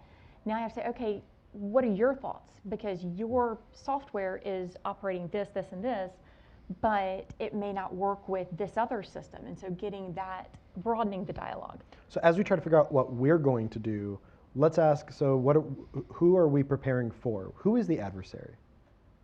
I don't think we went over that in the last panel. Who or what is the adversary? If you look at the moment, who would want to target the aviation industry? The aviation industry already has the mischievous, the malicious, or just the downright wanting to create chaos for their own aims. There's already a whole range of adversary actors out there that the aviation industry has to worry about. All we're doing by increasing the potential attack surface is lowering the bar for entry and having a go, basically. So So really, it's whoever is out there at the moment as a threat. Well, then you also have the Dennis the Menace kind of inadvertent, I didn't mean to crash this system. Because I think we on the last panel discussing like some of the software updates, that you push out an update not realizing it was going to crash everything else. It's kind of like, oops, did I do that? Yeah. So I think you have to kind of add that in as an attack actor. Yeah, I would say, and going back to something we said on the other panel, I think that understanding the current risk versus future risk is also important. So my background has primarily been in large transport aircraft. And like I said, the amount of the separation between the systems and the way the separation, that separation occurs today and the redundancy, you know, we almost locked into a cyber proofing for today's aircraft. And in other words, we designed to what's called a 10 to the minus 9th. You know, 1 in a billion chance probability of something happening, something negative happening. We have fault trees, assessments that we say, okay, what's the chance of this happening, 10 to the minus 5? And until we get to a 10 to the minus 9th scenario, we don't stop fixing the problem, right? Well, that worked for today, okay? And there's no, and I don't think that when I look at the aircraft itself as a potential being threatened, I think, I mean, I happily get on aircraft every single day. Low threat today. We have to watch, though, the connectivity of those aircrafts, and as we introduce new systems, right? How do we go ahead and test for those and ensure those threats cannot penetrate the actual aircraft system? One of the questions you also asked earlier, which I want to come back to, is where do you stop connecting? Mm-hmm. Oh, and the answer to that is you really can't. And the example I use there is, I hate that answer. I know, but think of it like this: you have a prisoner in solitary confinement. You still need to feed him once a day or twice a day or whatever you do, right? He still gets visitors. So our job becomes ensuring that the right protocols are in place to prevent something bad happening, okay? Because we still need that connectivity. It makes the system better, right? So we have to build that into our system as we move forward. See, toothbrushes. Toothbrushes do not need to be connected to the Definitely. IoT. No. Yeah. Are there other industries? I think I know the answer to this, and the answer might be no. But are there other industries whose cybersecurity model the aviation industry can pick up on, can adopt, or maybe aspects of them? And I ask this knowing that all the other industries are still trying to figure this out. They're all losing. Yeah, I mean, and it's interesting when we're talking about sort of 10 to the minus 9. I mean, show me a cyber safe or cyber secure system that we can assure to 10 to the minus 9. In an adversarial scenario. Right. And I defy anyone to put their hand up. So that's the sort of challenge we're facing at the moment. The irony of the question is that a better model almost for the cybersecurity aspect of how we arrange ourselves around the aviation industry is look to what the aviation industry do with safety. Look how they approach the safety management systems. Look how they've got clear governance procedures about who owns risk and who can manage risk. How they deal with people who have got safety concerns and how they manage those safety concerns and how they can declare them either on the record or off the record and be assured that their concerns will be aired and dealt with at the appropriate level. That's sort of what we need in the cybersecurity industry. So the more that I think the cybersecurity industry can come in and share that culture and learn from that culture in the aviation industry, I think that's going to set everybody off to a much better start than the cybersecurity industry coming in saying, hey, this is how we do it. It's like, no, stop. Well, once you start building in or looking at, as you know, the joke about Microsoft, but as companies started having responsible vulnerability disclosure, you know, programs, bug bounties, or creating that environment where there is feedback and dialogue, that it's not just their strict testing environment. I think grabbing aspects of those and kind of pulling some, because it's pulling back the curtain and permitting folks to say, hey, you know, I saw this, it didn't work. Having that dialogue and that discussion, pulling from those aspects of the industry. Now, we brought up Microsoft, though. It's worth noting Microsoft did turn around, right? No, exactly. I mean, like Microsoft at one point did not want outside help, and then Katie Mazurus and others within the organization helped turn that around so that they wanted the outside help, and they got much better for it. Exactly. Even the Pentagon had their Hack the Pentagon. I mean, having those can you having a mechanism so if you are outside the echo chamber, so to speak, you can participate in the conversation. Pulling that aspect from the cybersecurity industry, I think, will help take an existing model that works and move it to the next level as well. But let's project that forwards, though. I mean, if in the future we have a fantastic vulnerability disclosure program, or we're really starting to find out what the vulnerabilities are in the systems, for a safety critical system inside the aviation industry, it might take a year and $1 million to patch a single line of code. Mm-hmm. That sounds untenable to me. Well, yeah. So what are we going to do in the gap between discovering the vulnerability and then fixing the vulnerability? How do we make sure that system is safe and secure and resilient in the middle of that gap? So as Bo alluded to initially, it's that patching cycle. We've got to think about a better way of doing that if we want to take this forwards. But that sounds problematic, because what I'm hearing, and I don't know if everyone else is hearing this as well, is, well, if we're going to do the cybersecurity thing, we're going to figure that out. We've got to be fast and nimble, but also we have to be like fast and nimble the way that cybersecurity industry is. But then at the same time, we've got to make sure we're like slow and deliberate and careful the way we've always been. How do those two work? But it comes down to how the system architecture is scripted itself, right? So the redundancies that are built into, and we'll talk aircraft first, but then we can go to air navigation, ATM, or whatever. But from the aircraft perspective itself, the redundancies are the protections, right? Multiple boxes, hermetically sealed, right? Doesn't mean that you can't get on and do one thing to one box, but each box is expecting certain things at certain times. If they don't get them, they shut down, right? As opposed to doing something when they see something that is bad. The way these boxes are designed generally is they stop working, as opposed to doing something that it's not programmed to do. Okay, so from the aircraft itself, it's going to be through redundancy and those types of protocols and architectures that we will continue to protect those aircraft. And then we also need to continue with the get the white hats on there and make sure through third parties that we're doing the right things, right? The ATM system becomes a little bit more, I think everybody would agree, a little bit more, it's a lot more complex. And that, talking about air traffic management? Air traffic management system itself, right? The same type of protocols are going to have to apply. How are we going to maintain those redundancies, those systems protections, that it doesn't cause doesn't cause the system to do something.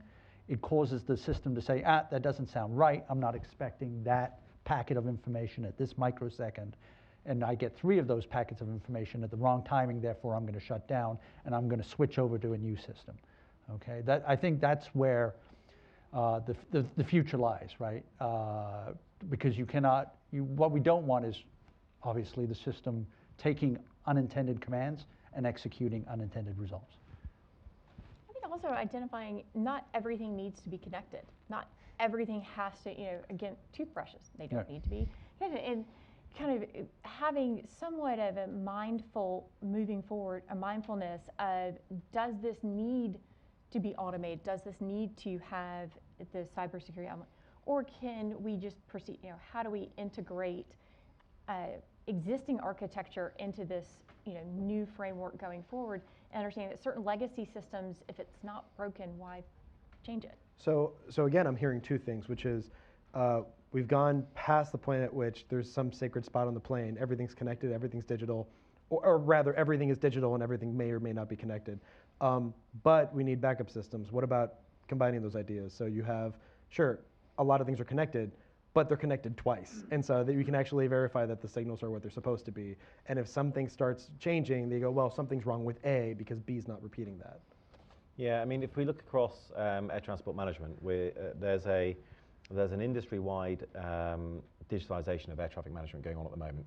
So we're moving from legacy systems where aircraft are controlled by radar to aircraft basically declaring where their GPS position is, and then the computers and controllers then using that GPS position to then deconflict the aircraft, and it's allowing much greater traffic density, much greater landing rates and things like that. The problem is that there are backup systems for those. It's back to the legacy systems, but it's a hit on capacity. So if all of those next-gen systems started falling over for GPS jamming or GPS spoofing, things like that, then yes, there are backup systems so aircraft can land safely, but it's at a cost of capacity. I think I know what you're saying. Let's be a little more clear. The cost of capacity, tell me if I'm wrong. I'm imagining what you're really saying is if everyone starts falling back on those backup systems, you might have too many planes in the air so they won't know where to land? Well, I mean, at high traffic densities and the landing rate goes from, say, 60 an hour down to 30 an hour, then you've got to find somewhere for them to go. Right, and so, but in real terms, this sounds dangerous, right? I mean, we're talking about a bunch of planes in the air that wouldn't know where to land. That sounds like a real, tangible threat. Well, and it's not necessarily even just focusing on the planes, but if you have planes that need a place to land, that means there are planes that are not taking off. If there are planes that are not taking off, there are passengers who are sitting at a gate. If passengers are sitting at a gate, they need somewhere to go, somewhere to do. They need they need a bathroom to go to, a place to sit. They need, food and all that. And so it's kind of this trickle-down effect that unfortunately we've seen even with some of the ticketing systems. When a ticketing system goes down and it causes a huge disruption, I think, what was it, the 2016 Deltas was $150 million for 2 days being down and cuts into revenue. So keep in mind the redundancies and it's a DDoS attack. I mean, you're doing a dedicate, you're throwing so much information or so much demand on a system, inevitably when it fails, having those redundancies so that there is another system that while it may slow down, at least the planes aren't falling out of the sky. Now, Liz, we had a conversation previously where you described aviation sort of more as a city than it is thinking about the plane. Can we explore that topic a little bit? Because that's a very interesting way to think about this problem when you start thinking about it more like a metropolitan area than just one tube flying through the air. Well, and shameless plug for Hartsfield. I mean, being the world's busiest airport, we have, depending on their 104 million people coming through on any given day. But, we've got such volume, they need services. They need a place to bank, a place to spend their downtime, and we welcome that. So one of the challenges from our perspective is not only making sure that the aircraft that are utilizing the airport are operating safely, securely, but also that the passengers, the workers, the critical infrastructure needs, that we have cellular, we have all kinds of DAS networks that have a high demand that are all vulnerable because they're connected. So to me, I mean, what that forces us to do, right, is to think that a cyber attack on aviation is not necessarily bringing a plane down, but just wreaking havoc on the system and just causing a big disruption. In that scenario, let's talk about what the solutions then are and the players, right? Because we have the FAA, we have DHS, we have the airline companies, we have the airports themselves. Can we talk a little bit about the players and what their roles are and whether they have to take on new roles and who's going to give them those new roles? Very robust incident response plans. I mean, and having those redundancies and having everyone, again, through all the different organizations, having the lines of communication so that when something happens, we know who to go to, whose plan takes priority, whose instructions take priority. And those are going to be, trying to get, I mean, the whole incident response plans, absolutely. Any organization these days that is connected, which is pretty much everybody, has to have an incident response plan. But more importantly, you've got to exercise that plan. You've got to test that it works. You've got to reach out to the dependencies that you've got in that response plan and see if those communications and those stakeholders are actually there for you. In such a federated sort of system, such as the aviation industry, it's not enough to say, hey, we've got an incident response plan. We have to test it. We have to exercise it. Because only when we exercise it, can we then start improving it? Can we then start seeing if it works? So whose plan is that? Who designs that plan? Do you want to take it from the well, industry? Thanks. Yeah, well, I mean, I'll go back to what I started at the beginning. Each stakeholder owns a part of that plan. Whether it's the airports, they own their own incident response, right, for their local area. I think the airlines own, the security and cyber response to their systems being, whether they're hacked or whether they go down on their own, in terms of their reservation system, whether it's their bagging system, right? They've got to have a plan in place, right, that is executable. From the manufacturer's standpoint, the responsibility is to make sure that the systems themselves, whether they're support of the airlines or the airports or on the aircraft themselves. They're as secure as can be to prevent, and they can be easily integrated in while not being easily accessible, which is not easy. And something that came up in the report is the whole sort of incident response and how do we protect and respond to threats against aircraft, for example. And it came out that people are now starting to think about, well, let's make sure an aircraft is permanently connected to a security operations center. And then if somebody tries hacking the aircraft, then we'll tell the pilot. It's like, I had that face as well. What then? Yeah, well, I had your face as well, and I was sitting there going, so is it right that we're moving forwards into a world where the pilot suddenly becomes part of the incident response team? Or is it right that we should be designing systems where it doesn't matter, where they're secure by design? We're getting rid of entire classes of vulnerability in order that the pilot can be a pilot, right. Not part of the incident response team. And that feels more natural to me, rather than going back to, if you look at the standard enterprise incident response plan, however quick they are, you're still looking for an indicator of compromise being spotted by the security team, then working out the implications of it, working out who needs to be told, working out how to contain it, working out how to manage it. Trying to do that with an aircraft that's flying, we've designed them wrong. Well, right, because here, at least here in the United States, we might have some undercover law enforcement sitting on the plane. You don't typically have the pilot go to the back and tackle a passenger. You don't want the pilot getting involved in the response. The pilot's job is to fly the aircraft, right? So I mean that's absolutely critical that they remain focused on what the task is at hand. Well, and that's too kind of going back or circling back to one of the topics from last. It was the when you had the information sharing and having the operations centers connected to different redundancies in communication, so that you're both what's happening with the plane, but will that plane have a place to land that won't compromise the rest of the airport, or that won't compromise that? And so having both those, it's why the information sharing, when you have the IOCs, that people have, okay, we've seen this somewhere else, how do they respond to it? But having those communications with the operations center as well. I mean, some of the airports, unfortunately, have learned some lessons where, depending on where your threat is, it may have cut off access to different points. You don't want to put your operations center in the middle of the terminal, because what happens when the security issue is out on one of the runways but has cut off your access to the terminal? I mean, when it comes to the aviation industry, for all of the operators, be they air traffic management, air traffic controllers, pilots, we exercise ourselves lots. We'll go into the simulator, we will train, we will throw failures at them, we will just make sure that no matter what gets thrown at them in the way of failures or weather or operational challenges, they can operate through that adversary.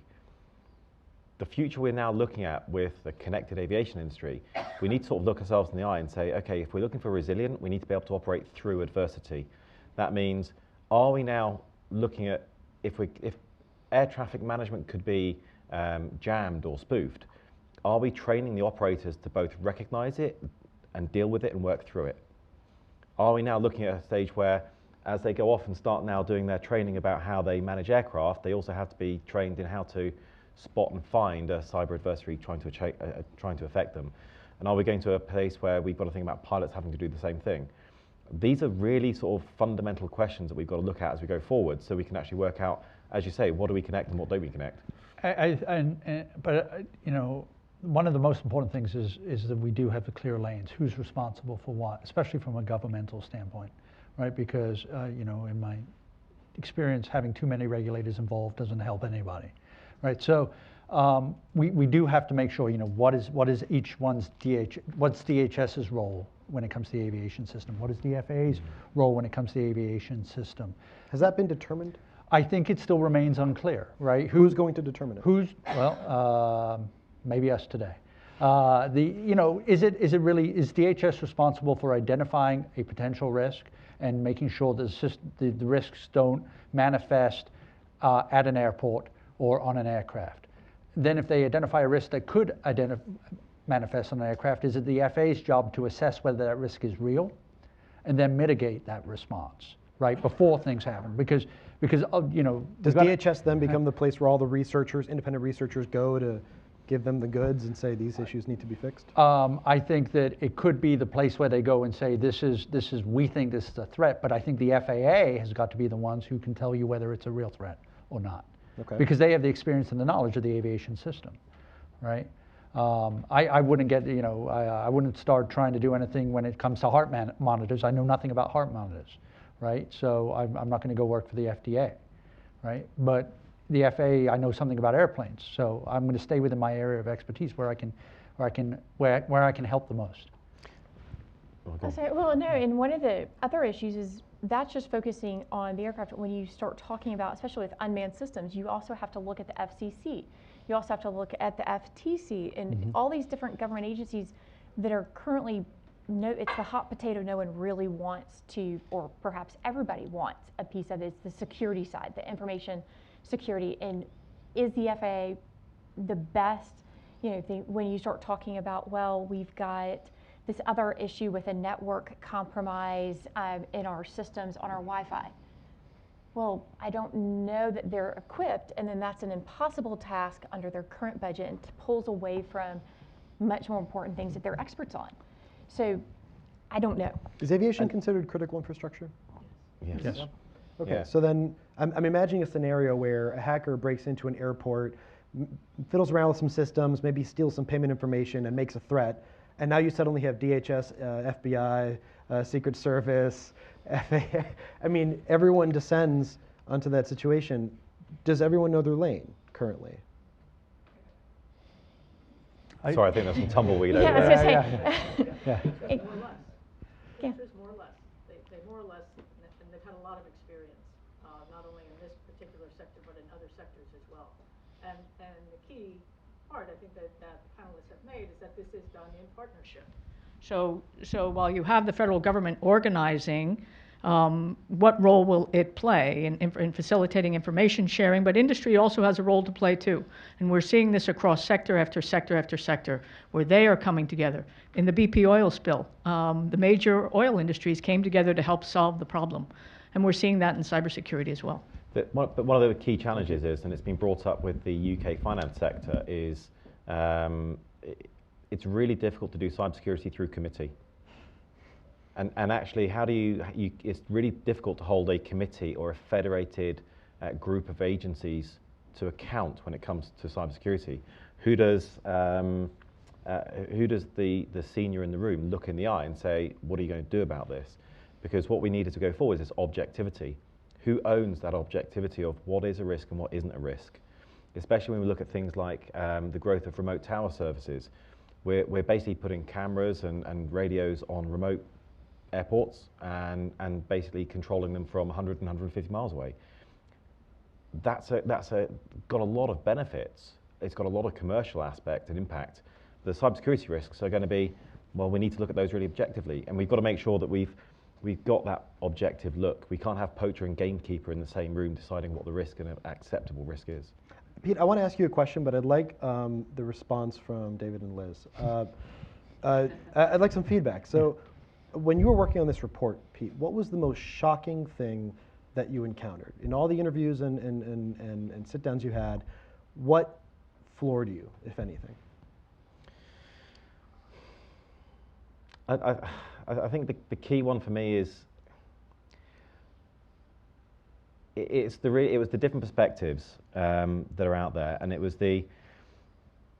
partly that people wanting to talk about the report and wanting to talk about and contribute, but it was a, can I do it off the record, please? Okay. Well, what were they trying to say? There was something they said that bothered you. And it was something about, right, okay, well, I want to talk off the record, and it's like, well, I'm really worried we're not taking this seriously. We're saying we're taking it seriously. We're saying the right things, but actually we're not. And that was where the quote that I mentioned earlier came from. It's going to take the factory over the road burning down before we do something about this. And that, I sort of sat back in my chair and went, okay. Liz, what do you make of that? Well, the best example of nobody, so if something goes wrong at the airport, it may have been one of the airlines had an issue. Well, and going back to the airline ticketing system goes down. People don't sit there and say, oh gosh, this airline, you stink. They then say, but Hartsfield-Jackson, y'all should have done better. And so it's that ownership, ultimately, who's going to be left holding ball. And so really getting back to that information sharing and having some mechanism, I think, which you started to highlight in the report, is there's all these different pieces, but getting them, but also bringing in the private sector. I mean, nobody knows their systems better than the company that designed this infrastructure system. And so getting those back in, but until they're forced to, it's expensive. Until they're forced. So who's going to force? What's going to force? Really, it's the kind of the public shaming, but unfortunately, it generally takes something to go wrong. It's the lawyers and the insurers who drive a lot of regulatory risk management. David? I guess what I would say, I'm surprised by the reaction, just because my reaction to it is I know of lots of stuff going on.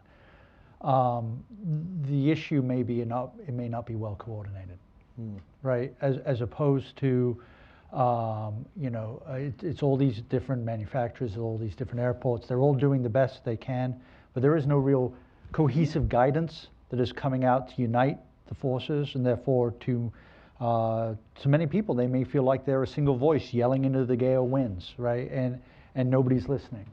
So maybe I'm not surprised that someone feels that way, but I think that if I was to say why, if I was to theorize as to why they might feel that way, it's because of that lack of clear coordination and plan.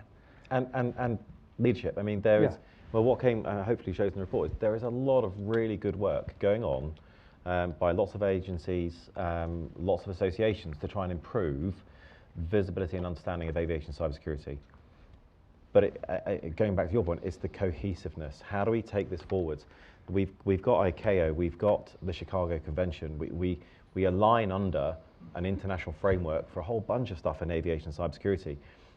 We need cybersecurity to be ingrained in that as much as we ingrain security in there, so that everyone can then align against it and have that realization that it's not secure we have to be, but resilient. We'll start a DEF CON aviation conference.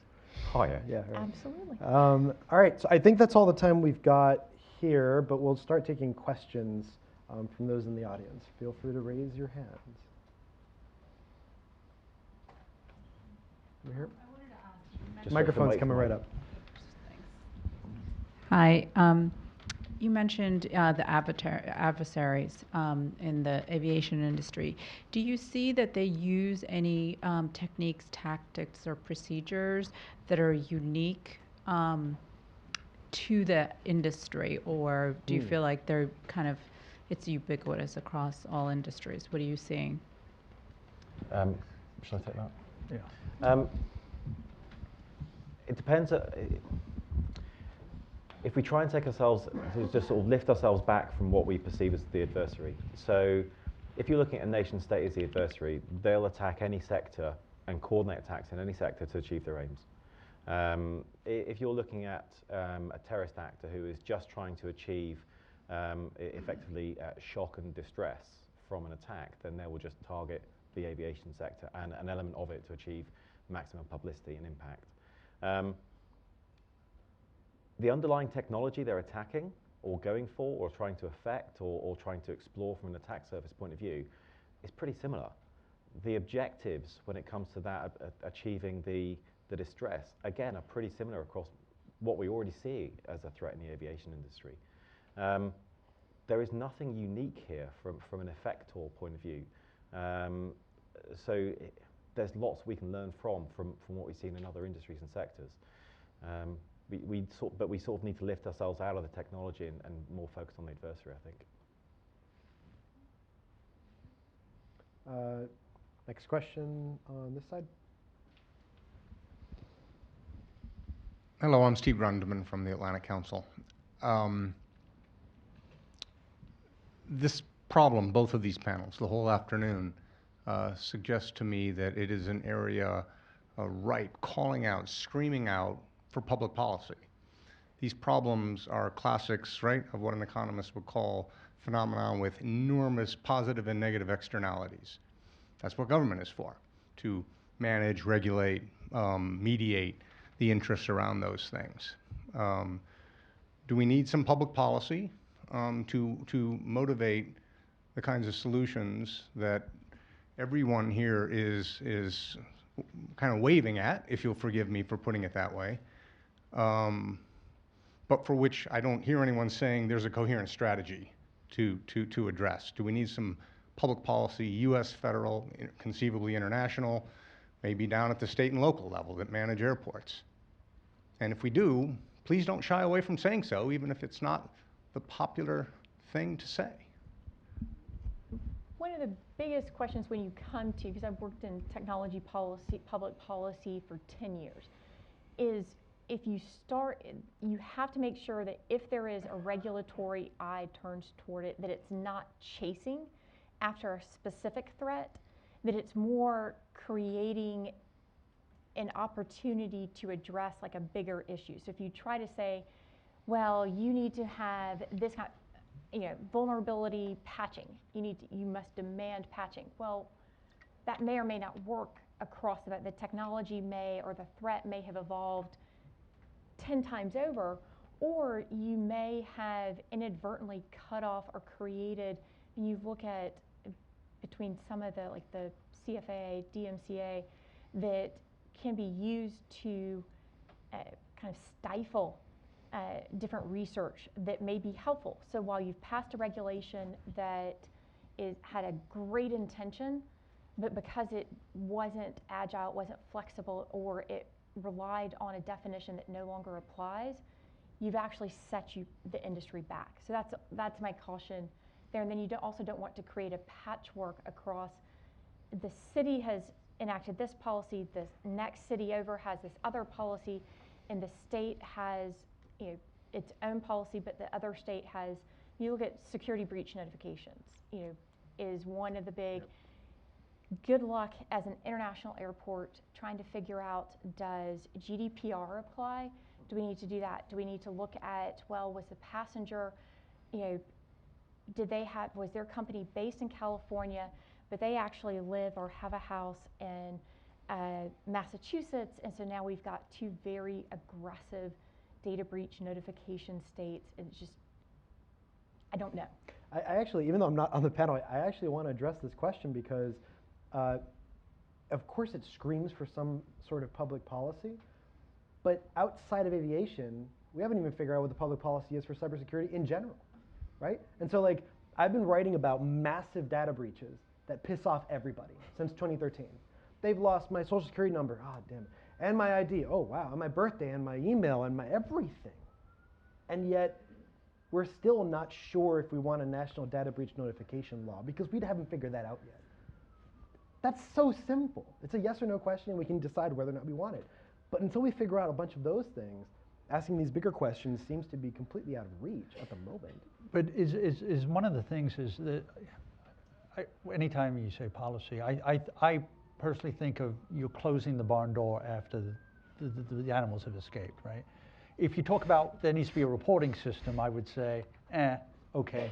But if you talk about here's the problem, let's ensure that we don't have future problems, now go work out what the solution is without being prescriptive about what that solution is.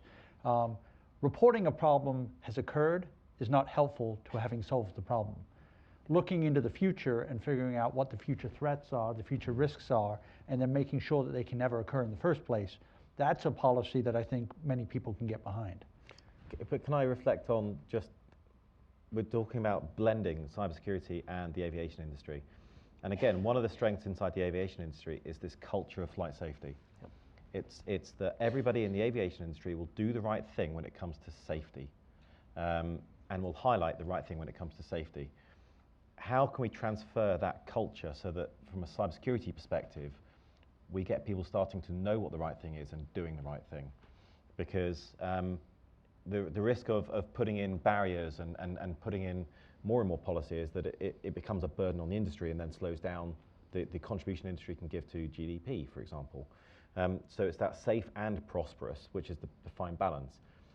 And it might be that having that appropriate culture is both the hardest but also the most valuable thing to have, because a good culture increases in value over time. Technology decreases in value over time when it comes to security.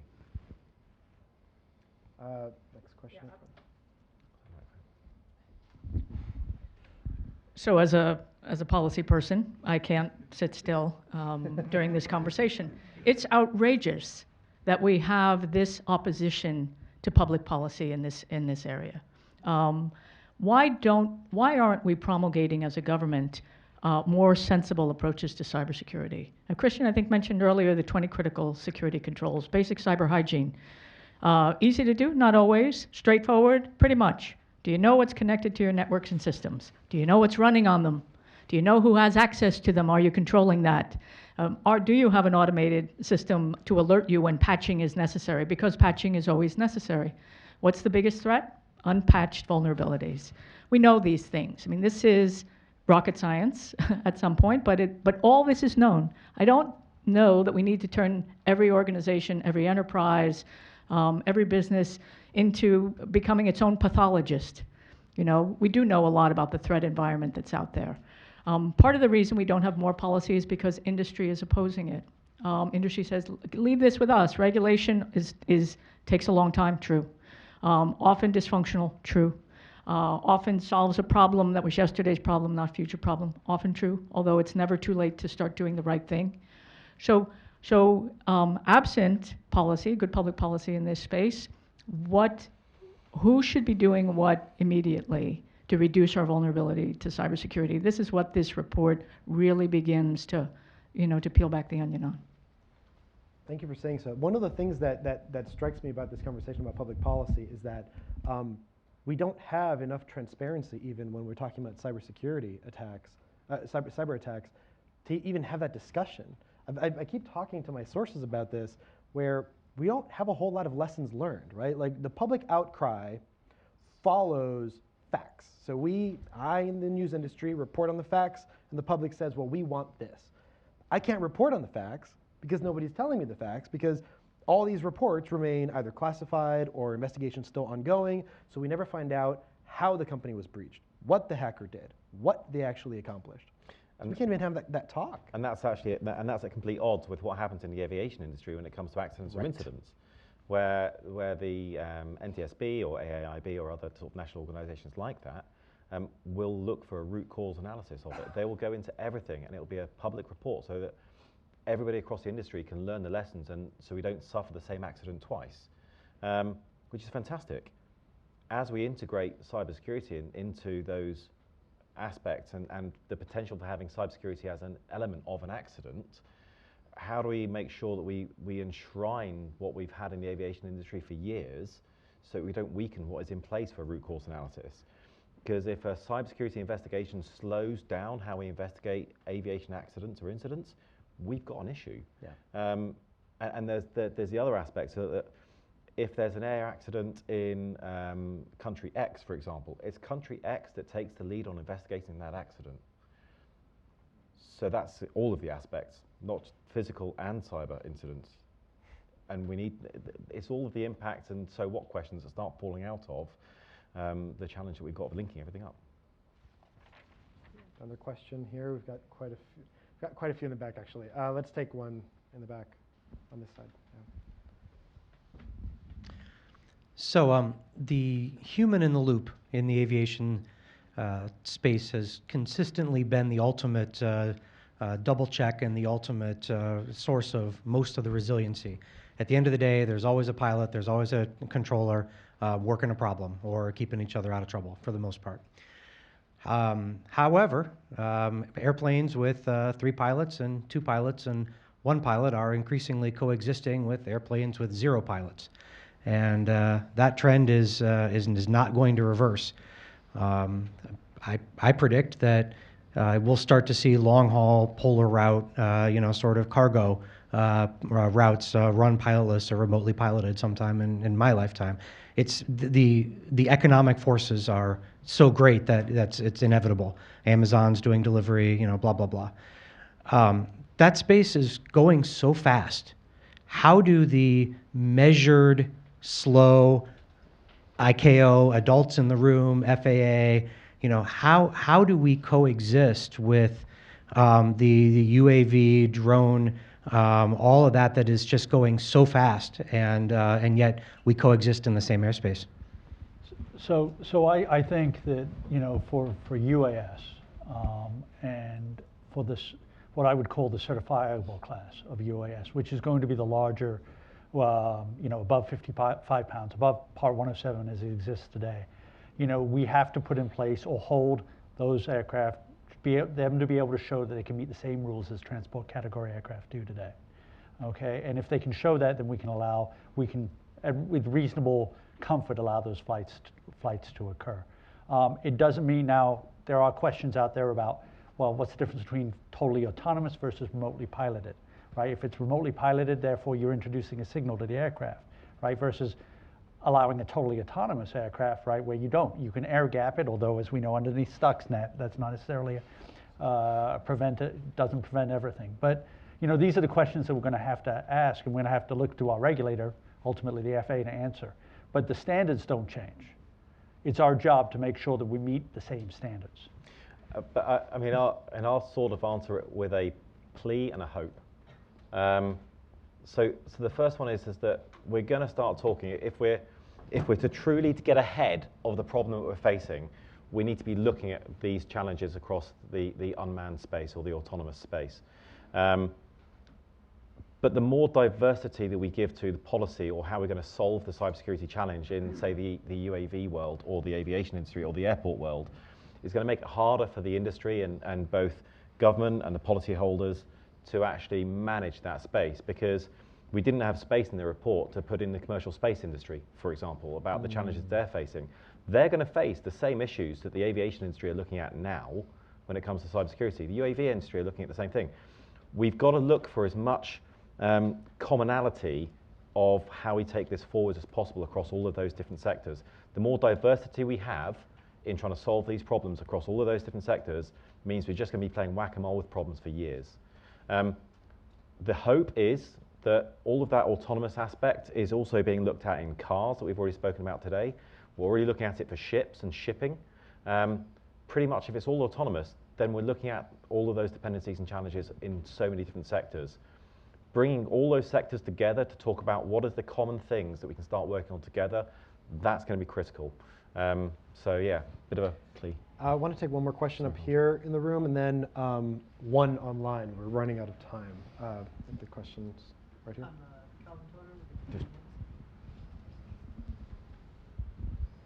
Hi, I'm Calvin Toner with the Canadian Embassy, and I've noticed that we've been talking almost exclusively about the United States and a lot of the issues they have with cybersecurity.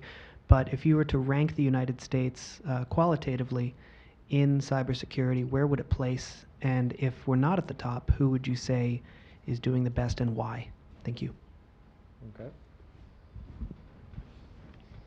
Over you. That's the Brit. Asking a Brit to start ranking the US. So I might defer that question for the sake of that. I still want to be able to drink in DC. I think that it's dangerous to start. I think it's dangerous to start ranking people. I think that a future that I'd rather try and get to is start ranking ideas and ranking value of how we're going to take it forwards, because there's no one perception out there. There's no one solution out there for the challenge we're facing.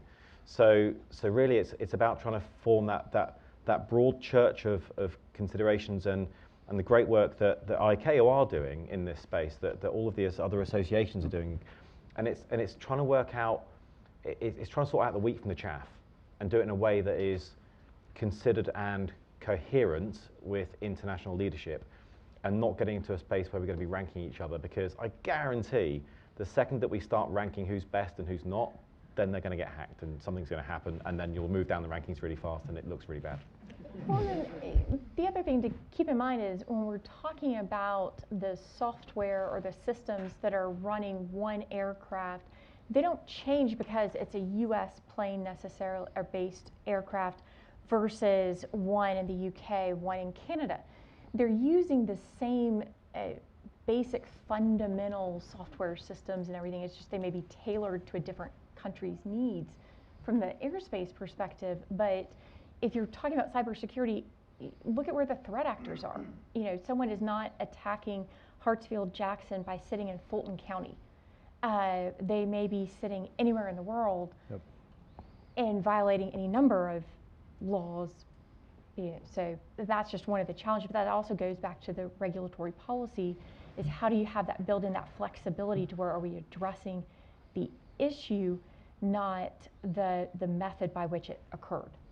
So right, so when we come back to it at the end of the day, it's really through a harmonized public policy that exists up at organizations like ICAO that we can leverage as individual nations, right? And understand what the target is, knowing that a Boeing delivers airplanes in Europe and Airbus delivers airplanes in the United States, all right? And so that they're meeting the same requirements. Right. Alan, I believe you had. Oh, it's okay. Okay. Well, real quick, because I think the gentleman asking the question about Canada and the ranking, I would phrase it slightly differently. I think you made the points. It's one thing to talk about, Jane, you made the point about policy, which I resonate with, and I think it's important. But airline industry is such a global industry that this has to be tackled outside of the U.S., and I guess I would just throw it out for the panelists or Jane. What is the best way to involve the world, not just make this a U.S.-centric discussion? So I mean, there are initiatives going on up at ICAO. AIA through ICCAIA is involved in none of those.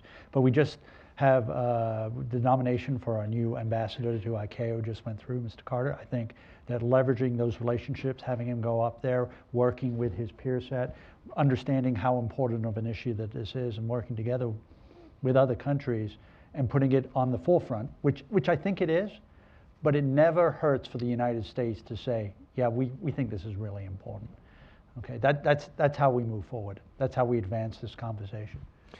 And there was the Cyber Air Act that was pushed forward by Senator Markey, and there's a role there for the US rep to push the improving security in aviation, which was discussed in that. And actually, if we want to start taking it forwards, it's got to be when people go to ICAO to start talking about security, we're talking about security in the round, which includes cybersecurity, so that we're improving across the entire ecosystem, across the entire threat landscape. Yeah, no, exactly what they said. Yeah. Okay, I want to take one question from those outside the room, and I think Liz, you might want to tackle this one. So it disappeared. Here we go. So with so many stakeholders in the airport as a city model, who owns external penetration testing authority, and is it being done? Yes, and in the case of airports, ultimately we have responsibility. We have let people, so when we're working with... Who's we? I'm sorry, the Department of Aviation for the city. I mean, because ultimately we may look to, we're contracting with the aircraft, so we have other we have leases throughout. We're not necessarily managing the escalators. We may not be managing the actual aircraft themselves. We've leased out our gates to Delta, but ultimately we're putting responsibility on them to maintain some minimum standards, because somebody has to, just as the international community and ICAO needs to have a central, we need to have a central, but we also answer to many different, both FAA, DHS, so we work in that, but we serve as the central kind of spoke on the bicycle wheel. So pen testers call Atlanta Metro? They can. We have a procurement process that they should be on the lookout for RFPs, et cetera, but yeah. Researchers will not handle RFPs very well. No, but that is one thing that both the city itself on a broader range of projects is trying to reach out and be more of a center of innovation. And other cities have done so as well, where we invite people into certain very controlled test environments, but say, hey, what are we missing? What can you do better, and open that up? And that's just part of the, I guess, innovation projects that we're working on. All right, so I think that is time for this panel, but we've got closing remarks from Pete. So the first thing I just want to say is, thank you for everyone who's contributed this afternoon, whether that's from questions or being on the panel. So just firstly, thanks for your time. Thanks to yourself for being moderator for some great panels, host yourself, and thank you for coming down. And thanks for everyone here to be involved in the dialogue, because it's dialogue that we're going to need as we go forwards. It's actually generating great perspectives and understanding those perspectives. It's going to be critical as we go forwards. And it's going to take thought leaders like yourselves around the room to actually take us from this situation where we've got, to a certain extent, Brownian motion. There's lots of activity going on, but how do we coalesce that activity and give it a direction and a leadership that we can all respond to internationally? And I think those are going to be some of the next steps that we can try and do, both not just across aviation, aircraft, ATM, but across as much of the industry and verticals as possible, and looking outside to other industries and seeing what best practice is there as well, and responding to as many concerned voices and actually acknowledging those concerned voices and maintaining the trust in the industry as we go forwards. And hopefully this will just be the start of a great dialogue as we take it forward. So again, I've got to say thank you very much for everybody for coming, and thank you very much for your time, and have a great day. Thank you.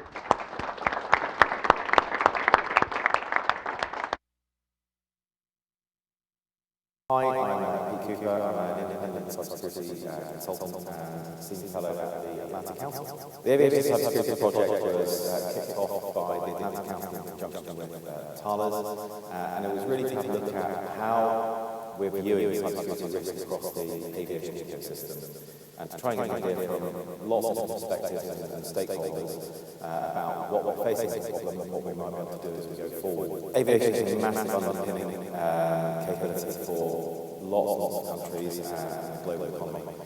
It's pretty much about 5% of GDP, with millions of passengers and millions of tons of cargo per year. It's critical to not just managing and maintaining a good functioning country ecosystem, but also for promoting lots of growth around multiple areas of the world. So we need to be broaden dialogue across the aviation industry and all the supporting agencies, across all of the other government departments, all the supranational bodies, across all regions, to help us really understand the threats that are out there. And that's not just the external threats, but it's also how we can be better as we move forward together.